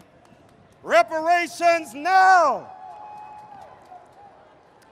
Our next speaker from Ohio is a powerhouse who stands with the people, serving as vice chair of the Congressional Black Caucus and first ever chair of the Diversity and Inclusion Subcommittee. A sought-after public speaker and previously recognized as one of Ebony Magazine's 150 most powerful African Americans in the United States. She has written 93 pieces of legislation and co-sponsored over 1,600 bills. She is calling on Congress to recognize racism as a national crisis. And we got a Delta up here now, Delta Sigma Theta sorority. We have a lot of AKAs. Any Deltas here? And she's also a member of the Lynx. Please welcome Congresswoman Joyce Beatty. Hey, good to see you. Thank you, thank you. I am joined joined by members of the powerful Congressional Black Caucus. We are here today because people died and were denied civil and economic rights. We are here today because 57 years ago, people marched for jobs and freedom and stood here with members of Congress and Martin Luther King. We are here today because George Floyd had a knee on his neck. 8 minutes, 46 seconds. Black Lives Matter. We are here, and I stand representing the Congressional Black Caucus, 54 members strong, who understand silence is not an option because Black people face a symbolic chokehold every time we walk, speak up, shop, jog, drive, and yes, breathe. So we must tear down the walls of injustice. I am standing here and saying, as Martin Luther King Jr. said, in America, a riot is the language of unheard people. And what is it that America has failed to hear? Promises and freedom and justice for all. Say their names: Ahmaud, Breonna, George, Jacob, and the list goes on. Black Lives Matter. So let us pass the George Ford Justice in Policing Act. No more immunity for officers who looked boldly into cell phone cameras as they kill our brothers and sisters. Mandatory databases. Tamar Rice would have lived to see his 18th birthday. A ban on chokeholds and no-knock warrants. Eric Garner and Breonna Taylor would still be alive today. We are pushing to recognize racism as a national crisis. We are fighting for jobs, housing relief, access to capital, and a reparations bill. No, it was the Black men, the brothers of the Congressional Black Caucus, who wrote the First Step Act. Know that it is a powerful Black man in leadership who leads the John Lewis voting rights legislation. Demand the Senate to pass the John Lewis Voting Rights Act that restores justice, dignity, and equal access to the ballot box. I say to you, stand with us and stand with the Reverend Al Sharpton and the National Action Network for this march and demanding that we get people registered to vote and that we vote, that we complete our census. Say it with me. Go vote, go vote, go vote, go vote. And let me say, tell them to get their knees off of our necks. Thank you, thank you, thank you. And yes, I'm Congresswoman Joyce Beatty, and I approve this message.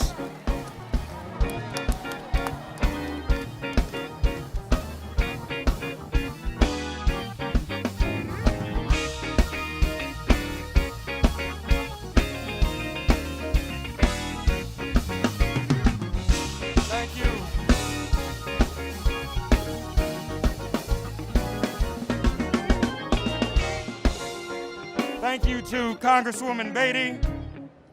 As we said before, going back to 1963, organized labor has been a part of this. Here is the president of the 1.7 million member American Federation of Teachers, AFL-CIO, which represents teachers, paraprofessionals, school-related personnel, higher education faculty and staff, nurses, and other healthcare professionals, local, state, and federal government employees, and early childhood educators. Please welcome the president of the American Federation of Teachers, Randy Weingarten, and she'll be joined on stage by Everett Kelly of the American Federation of Government Employees, and our brother Ken from the International Union, Ken Rickmadian of the International Union of Painters and Allied Trades. You all welcome them as they come. Organized labor, y'all, give them a round of applause. Okay, Everett Kelly. Good evening, brothers and sisters. I want to thank Nan and Reverend Al Sharpton, Martin Luther King III, for convening this march. I'm here today to represent 700,000 men and women making up AFGE, American Federation of Government Employees. It is an honor to be here. We are a diverse union. We're from all across the country, all ages, all abilities. We provide every single type of service to the American public. What unites us? Well, what brings us together is one big labor union. FGE, we believe in fairness. We believe in due process. FGE believes that every American deserves a good job and every American deserves decent pay and full benefits. Every single person deserves that. FGE believes in universal health care. We believe in universal housing, universal education, universal and equal justice under the law. We believe in the VA system, Social Security, and all the programs of the federal government that make people live better.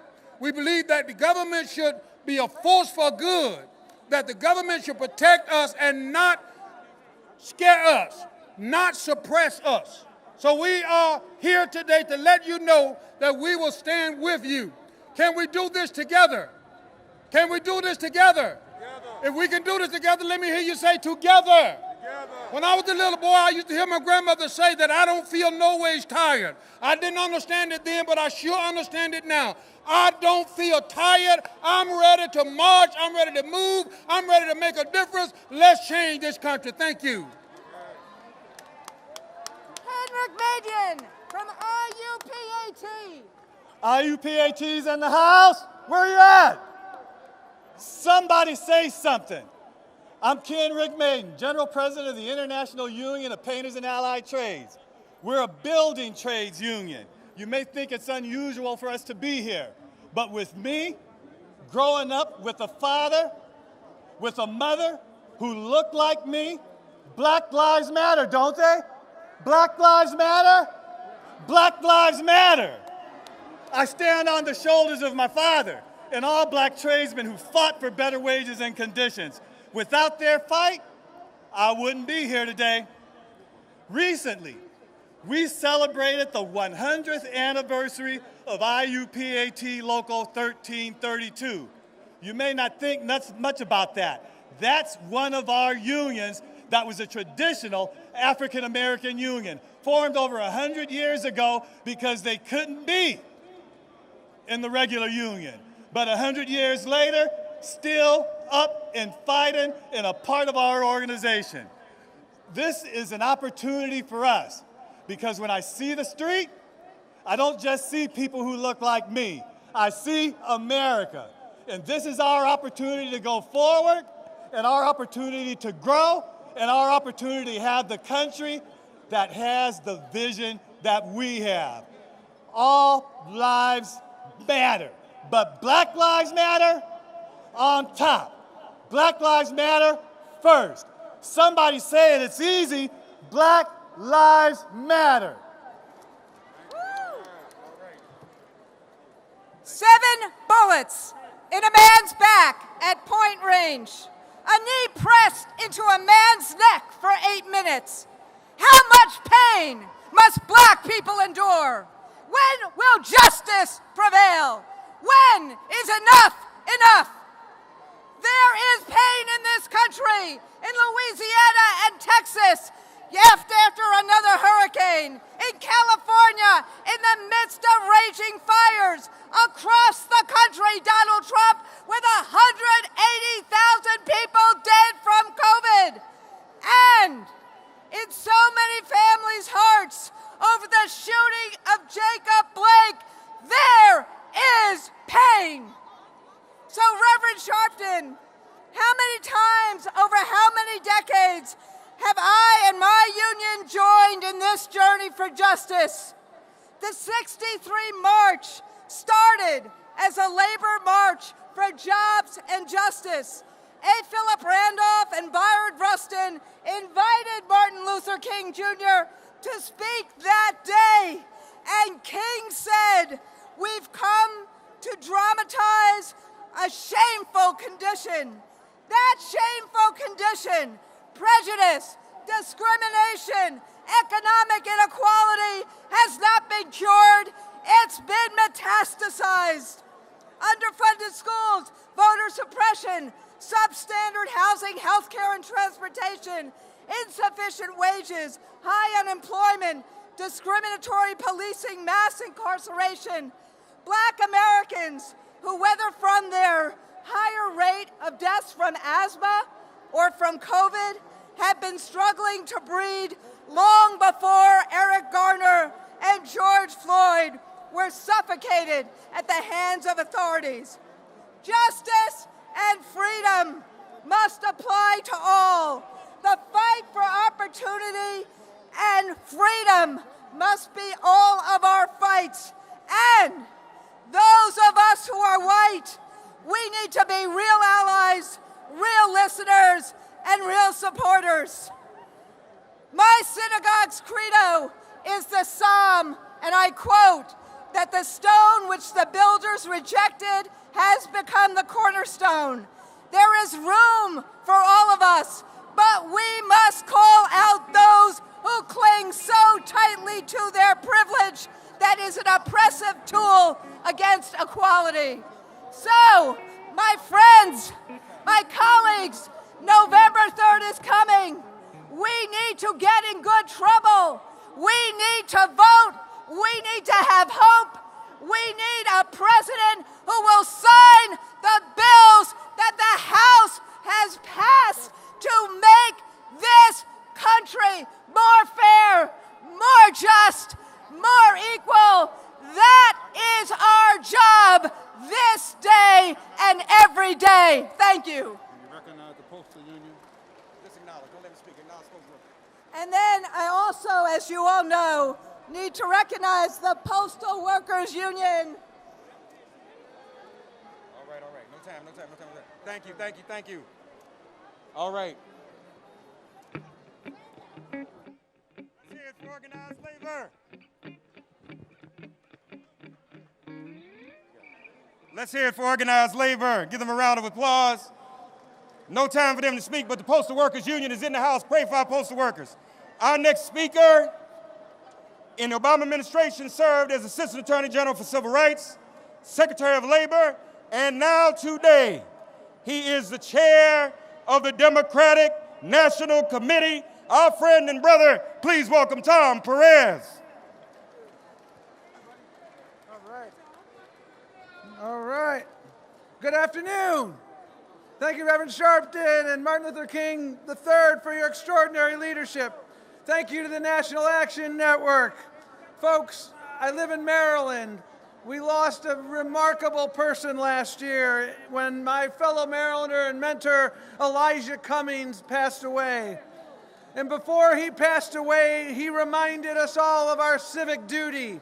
He said, "When we're dancing with the angels, the question will be asked, what did we do to make sure we kept our democracy intact? Did we stand on the sidelines and say nothing, or did we fight back? Did we fight back for justice? Did we fight back for equality? Did we fight back for Black lives?" By being here today, you are answering all those questions with a resounding yes. We are all fighting back, but our fight cannot end here. Just as we march to this mall, we must march to Congress, to the United States Senate in particular, to demand passage of the John Lewis Voting Rights Advancement Act and the George Floyd Justice in Policing Act. Just as we march to this mall, we must march to the ballot box or the mailbox to demand the leadership we deserve. And we must exercise the right that protects all others, the right to vote. As you well know, our nation is hurting right now.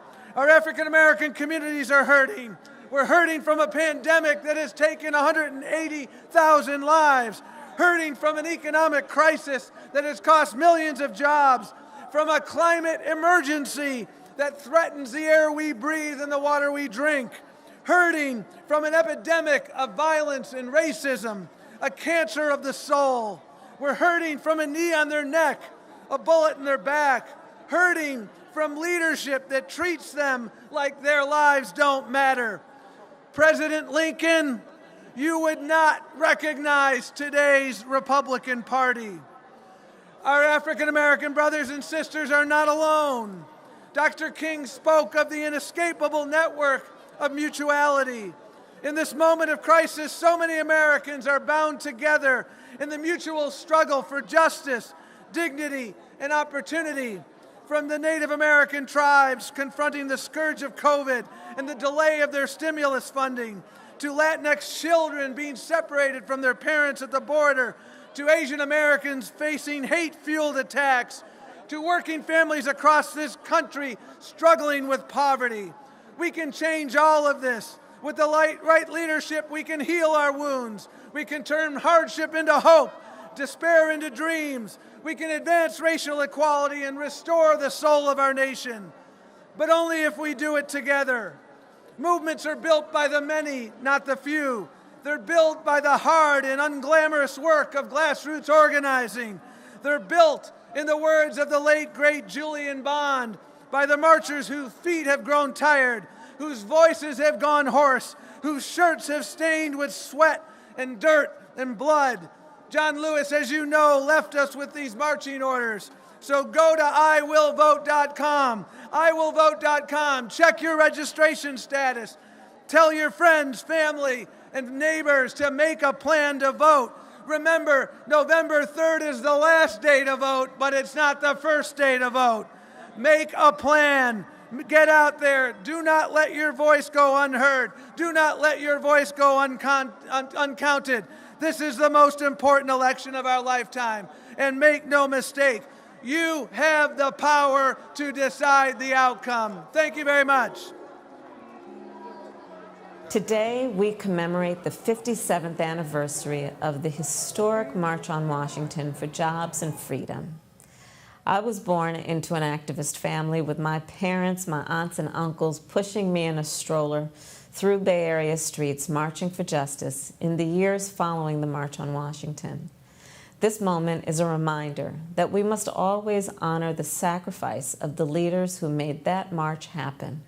From the names we know, like Randolph and Farmer, Young and King, to everyone who worked behind the scenes and sacrificed quietly but profoundly, far from the lights of history. I have to believe that if they were with us today, they would share in our anger and frustration as we continue to see Black men and women slain in our streets and left behind by an economy and justice system that have too often denied Black folks our dignity and rights. They would share our anger and pain, but no doubt they would turn it into fuel. They would be lacing up their shoes, locking arms, and continuing right alongside us to continue in this ongoing fight for justice. Thankfully, we don't have to wonder if we are making them proud, because a giant from that march and the civil rights era of that day, John Lewis, he lived to tell us how we're doing. In his parting essay, he wrote to all of us who hope to carry his legacy, quote, "In the last days and hours of my life, you inspired me. You filled me with hope about the next chapter of the great American story when you used your power to make a difference in our society." For Congressman Lewis, the brutal murder of Emmett Till is what shook loose the activist inside him. It was the start of a lifelong journey toward service and driving change, the same journey that countless young leaders are building upon as we speak. As John put it, Emmett Till was my George Floyd. He was my Rayshard Brooks, Sandra Bland, and Breonna Taylor. The road ahead, it is not going to be easy.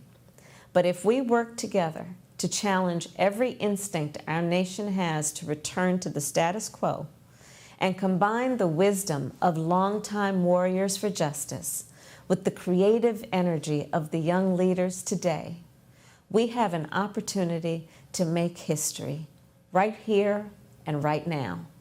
So thank you so much for inviting me to celebrate with you. Let's march on in the name of our ancestors and in the name of our children and grandchildren. Thank you. Let's hear it for Senator Kamala Harris. Our next speaker is one of the legacy original organizations that was here in 1963 in the person of Whitney Young. Please welcome the former mayor of New Orleans, the president and CEO of the National Urban League, Mark Morrell. Black Lives Matter.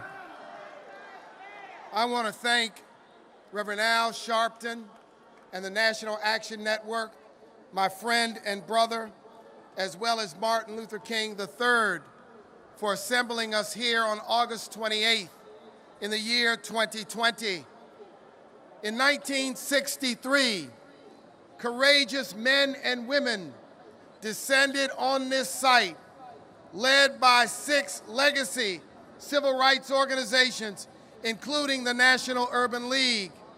At that time, the National Urban League was led by one of the great Americans of the 20th century, Whitney M. Young, Jr. He stated from this very place at that time and on that day, on August 28, 1963, that our civil rights, our voting rights, our rights to human dignity were not negotiable. We have come back on August 28th in the year of 2020, in this 21st century, to say today that our fight for racial justice is not negotiable. We're here today to say that transforming our criminal justice system and purging it of mass incarceration and systemic racism is not negotiable. That protecting our sacred right to vote from suppressors, be they legislators, be they presidents, be they Russians, is not negotiable. That defending our right to a living wage so that every American can live in dignity is not negotiable. That dislodging structural racism that infects every institution in American life is not negotiable. That equitably funding all of our schools so all of our children can learn, and providing them with computers and broadband connectivity, and they can live and thrive with their God-given talents is not negotiable. That a fair and accurate census so that all of us are counted in accordance with the Constitution is not in 2020 negotiable. That eliminating the structural and shameful disparate impact of COVID-19 in 2020 is not negotiable. That reforming police, both police policies and police culture, and reallocating funding to summer jobs for youth, to mental health services, to homeless services, and to end the violence against our black man is not negotiable. Hands up, I can't breathe. Hands up, don't shoot. In 1963, when they gathered on this site, brothers and sisters, just a few weeks before they gathered, that great civil rights leader, Medgar Evers, was assassinated on the front lawn of his home in Jackson, Mississippi. At that time, they were fighting a poll tax, a literacy test, I should say, that did everything possible to prevent us from voting.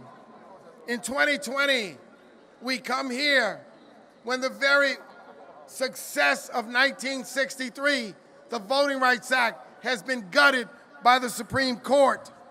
We come in 2020 where Jacob Blake and George Floyd and Eric Garner and Tamir Rice and Trayvon Martin and Sandra Bland and too many black men and women, Breonna Taylor, have died or been disabled at the hands of the police.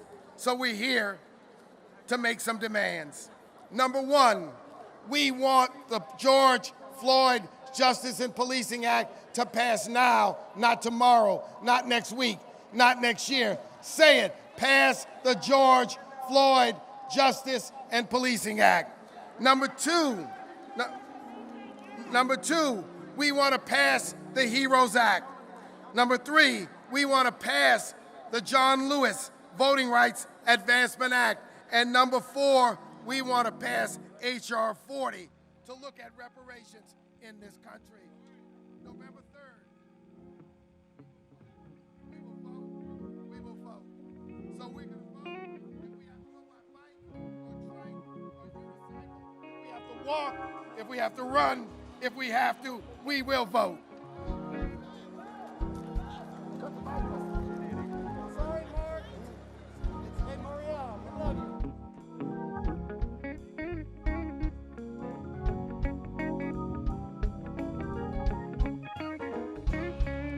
Let's hear it for our brother Mark Morial of the Urban League, NUL.org. All right. Here to introduce the man who is the namesake of the person who spoke here August 28, 1963. Here to introduce one of our men of the hour, Martin Luther King III, is none other than the congressman representing the 9th Congressional District of Texas, Congressman Al Green.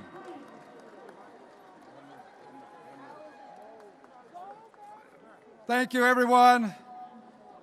It is now my honor to introduce a man whose name is synonymous with the civil rights, human rights movement. A man whose father stood here 57 years ago. A man who followed his father's footsteps, and I was there with him to India where he traced the steps of Gandhi. A man who understands that this is a full-time job. He's not a part-time freedom fighter. He's not an everyday freedom fighter. He's an all-the-time freedom fighter. I'm here to introduce a man who's a Morehouse graduate, a man who knows what it feels like to suffer the pains associated with the human rights movement. When he lost his father at the age of 10, he could have given up, but he didn't. He stayed in and he has fought the good fight. I'm here to introduce the Honorable Martin Luther King III. Would you show him some love, please? If you believe in liberty and justice for all, stand up and show him some love. If you believe in government of the people, by the people, stand up and show him some love. Show Martin some love. Show his father some love, his mother some love, his wife Andrea some love, his daughter Yolanda some love. Show them some love. God bless you. God bless the King family.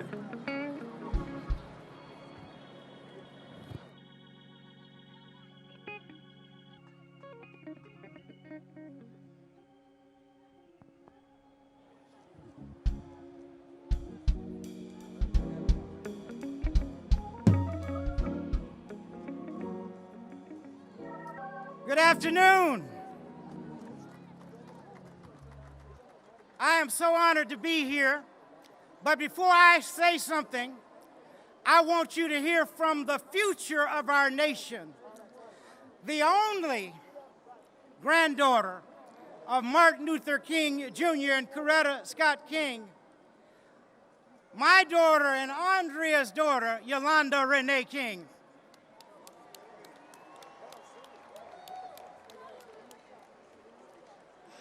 Should I roll this? Okay.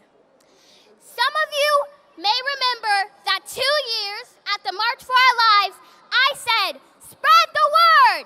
Have you heard?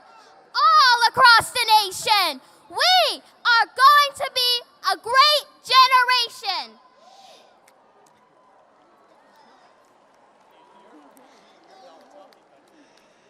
That was in 2018. I didn't know what that hit us in 2020. A pandemic that shut our schools and put our young lives on hold. More killings of unarmed black people by police. Attacks on our right to vote. The worst economic crisis since the Great Depression that we learned about in school.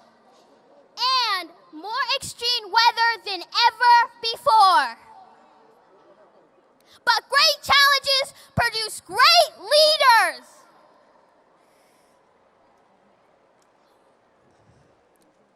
We have mastered the selfie and TikToks. Now we must master ourselves. Less than a year before he was assassinated, my grandfather predicted this very moment. He said that we were moving into a new phase of the struggle. The first phase was the civil rights, and the new phase is genuine equality. Genuine equality is why we are here today and why people are coming together all across the world, from New Zealand to New Jersey. He said that we must not forget the days of Montgomery. We must not forget the sit-ins movements. We must not forget the freedom rides, the Birmingham movement, and Selma. Papa King, we won't!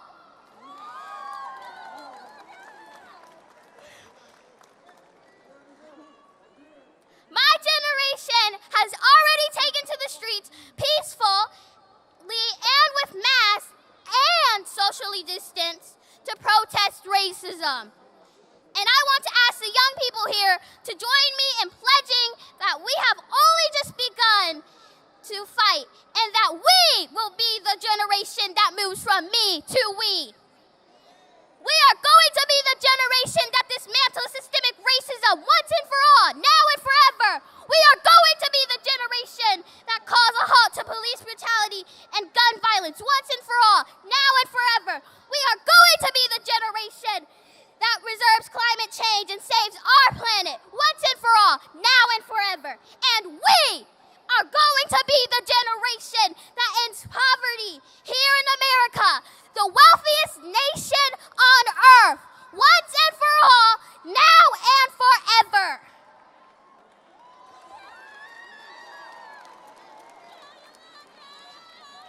We are the great dreams of our grandparents, great-grandparents, and all our ancestors. We stand and march for love, and we will fulfill my grandfather's dream. So, show me what democracy looks like. This is what democracy looks like. Show me what democracy looks like. This is what democracy looks like. Show me what democracy looks like. This is what democracy looks like. One last time. Show me what democracy looks like. This is what democracy looks like. Okay, then let's show them. Yolanda.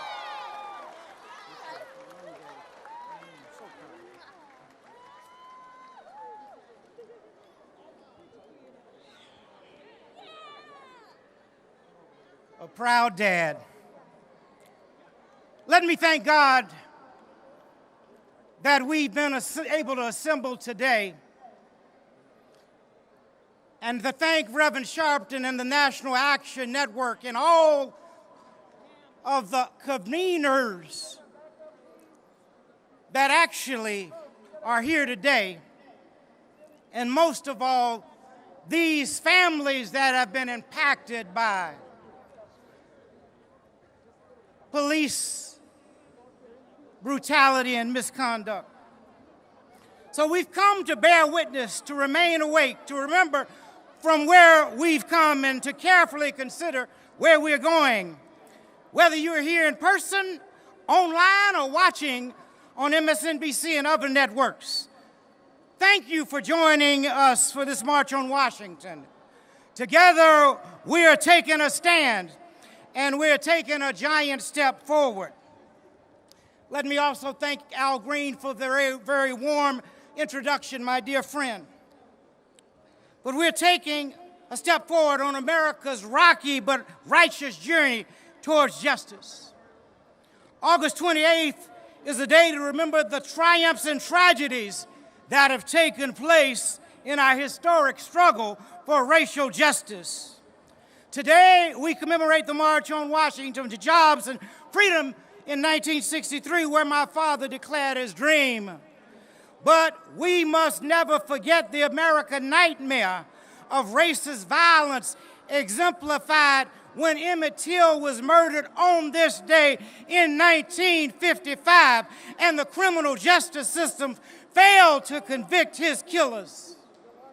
65 years later, we still struggle for justice, demilitarizing the police, dismantling mass incarceration, and declaring and determinedly as we can that Black lives matter. In our struggle for justice, there are no permanent victories. For on this day, 12 years ago, I was honored to address the Democratic National Convention in Denver. And on that night, on that evening in the Mile High City, our spirits were soaring as the Democrats nominated Barack Obama, who would go on to become the first African-American president of these United States. But the progress we celebrated then is imperiled yet again. And now we must march to the ballot box and the mailboxes to defend the freedoms that earlier generations worked so hard to win. In so many ways, we stand together today in the symbolic shadow of history. But we are making history together right now. We're marching with the largest and most active multi-generational, multiracial movement for civil rights since the 1960s. From high school students to senior citizens, Black as well as white, Latino, Asian American, Native American, Pacific Islanders, Americans are marching together, many for the first time, and we're demanding real, lasting, structural change. We are marching together for time-honored goals and in timely ways. We are courageous, but conscious of our health. We are socially distant, but spiritually united. We are masking our faces, but not our faith in freedom. And we are taking our struggle to the streets and to social media. The nation has never seen such a mighty movement, a modern-day incarnation of what my father called the coalition of conscience.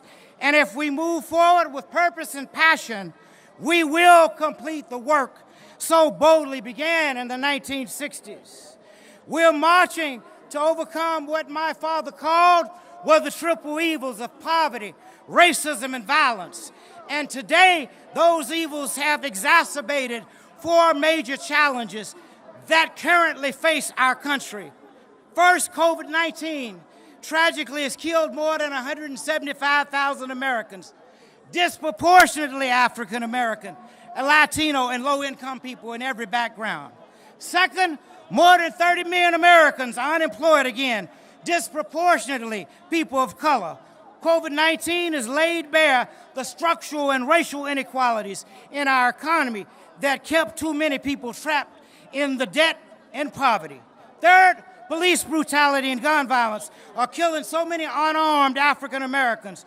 Today, we march with their families and we say their names: George Floyd, Boham Jean, Breonna Taylor, Eric Garner, Michael Brown, Tamir Rice, Yusef Richardson, Terrence Crutcher, Trayvon Martin, Ahmaud Arbery, Elijah McClain, and so many others. And fourth, our voting rights are under attack. We must vigorously defend our right to vote, because those rights were paid for with the blood of those lynched for seeking to exercise their constitutional rights. They were paid for with the blood of civil rights workers, such as Sammy Young Jr., Goodman, Swerney, and Cheney, Jimmy Lee Jackson, Viola Luiso, James Reed. Those rights were paid for through the sacrifices made by heroes such as C.T. Vivian, Fannie Lou Hamer, Hosea Williams, and John Lewis. But since the United States Senate has failed to renew the Voting Rights Act, we have had to overcome a whole new trick bags of tactics to suppress our votes. Discriminatory voter ID requirements, cutbacks in early voting and vote by mail, voter purges targeting those who have missed several elections, and disenfranchising those who have served their time and paid their debt to the society. And now COVID-19 is making it dangerous, even deadly, to stand in line at polling places. We shouldn't have to risk our lives to cast our votes. We need to be able to do what President Trump does, vote safely by mail. But now we are struggling to overcome the dismantling of the U.S. Postal Service for the express purpose of suppressing our vote. With all these threats to our lives and liberties, our challenge is to use this moment to expand this movement, a movement that not only raises its voice, but casts its votes, pursues its vision, and makes lasting change. The scripture says, where there is no vision, the people perish. Our vision is best expressed by a phrase we must never forget. That is the beloved community. With those words, my father, John Lewis, Ella Baker, Rosa Parks, and so many other historic women and men envision an America whose dramatic practice is as good as its promise. An America where the triple evils of poverty, racism, and violence will be replaced by peace, justice, and shared abundance, and where hate and fear finally give way to help and love. To achieve that America, we need to raise our voices and cast our votes. Over the weeks ahead, culminating on Election Day, we need to vote as if our lives and our livelihoods, our liberties depend on it, because they do. No person, no people are more keenly aware of the risk of disenfranchisement than those who've suffered from it. There's a knee upon the neck of democracy, and our nation can only live so long without the oxygen of freedom. The strength must be exercised by more than rhetoric and more than marching. The simple challenge before us is that everyone can cast a ballot, and everyone who can must cast a ballot. And that ballot that is cast must be counted, and the result must be transparent and known to the whole world. And so today, I can call on everyone with the means to drive people to the polls, to make a plan for yourself, for your family and your neighbor, for those organizations and companies that care about democracy. I call on you today to offer your resources and your capacity to make sure every ballot is counted. If our forefathers were willing to die for the right to vote, we can work for the right to vote, and I will continue to call on you to act in the coming days. You know, my father was assassinated in Memphis, Tennessee, while standing in solidarity with poor working people, sanitation workers, whose slogans, "I am a man," was a statement that they were human beings with rights that should be respected and acknowledged. They were asking for safe working conditions, for a living wage, for recognition of their union, and for human dignity. They summed up their struggle with those 4 words, "I am a man." That simple but powerful slogan impairs movements today, from Black Lives Matter to Fight for 15 and to the Me Too struggle against sexual harassment and abuse. Movements of marginalized Americans are still trying to claim the dignity they've been denied. Martin Luther King Jr. fought for the dignity of work, and that fight is never ending. In 1963, the March on Washington demanded jobs and freedoms. In 1968, the Memphis sanitation strike workers that demanded, and the Poor People's Campaign insisted that working people should not live and labor in poverty. Those fights foreshadowed our struggle today to make the minimum wage a living wage, not a poverty wage. And we are fighting alongside the frontline workers, sanitation workers, healthcare workers, grocery workers, transport workers, food service workers, and so many more. They are praised for being essential, but they are treated as if they're expendable. While standing with sanitation workers in Memphis, Dad said, So often we overlook the work and the significance of those who are not in professional jobs, of those who are not in the so-called big jobs. But let me say to you tonight that wherever you are or whenever you are engaged in work that serves humanity and is for the building of humanity, it has dignity and worth. Now we have a president who confesses greatness with grandiosity. But my father knew better. Everyone, he said, can be great because everyone can serve. He understood the human yearning for recognition. And in his famous speech, he explained that everyone wants to be a drum major, the leader of the marching band. And he challenged us to channel our drum major instinct into becoming drum majors for justice. While we honor our history, we must be a living movement, not a monument. If Dad were here today, I'm sure he would implore us not to deify him or selectively quote him when convenient. He would want us to be drama majors for justice, to champion the ideals he promoted, racial justice, social equality, and peace. And he would gently but intently challenge us not to dwell upon the past, but to live and labor in what he called the fierce urgency of now. So if you're looking for a savior, get up and find a mirror.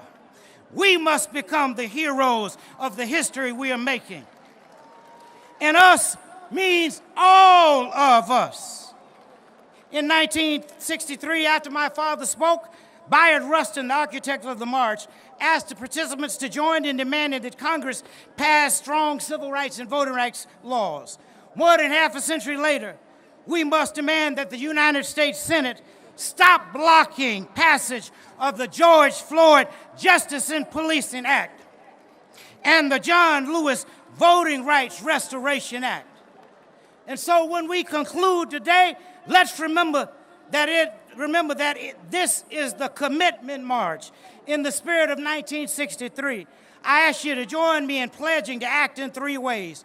First, because our civil and human rights are at stake in this election, I ask you not only to register and vote, but make sure that at least one other person registers and votes. Second, I ask you to commit to service and struggle in your community, from voter registration to raising the minimum wage, to demilitarizing the police. Get involved with one or more of many worthwhile struggles in your community. And third, I ask you to pledge, as my father and John Lewis did, to get into good trouble and do it nonviolently. Remember that in the fight against injustice, nonviolence doesn't mean passive acceptance. It means peaceful resistance. We must come together and join with the Black Lives Movement to raise our voices and say enough is enough. We must come with the Poor People's Campaign, the Climate Change and Environmental Justice Movement, the Women's March and Me Too movement, the Parkland students and March for Our Lives, and say enough is enough. Martin Luther King Jr. famously said that the moral arc of the universe is long but bends toward justice. But he was also the first to say that it doesn't bend on its own. We must do some work ourselves. In the final year of his life, he wrote in his last book, "Where do we go from here, chaos or community?"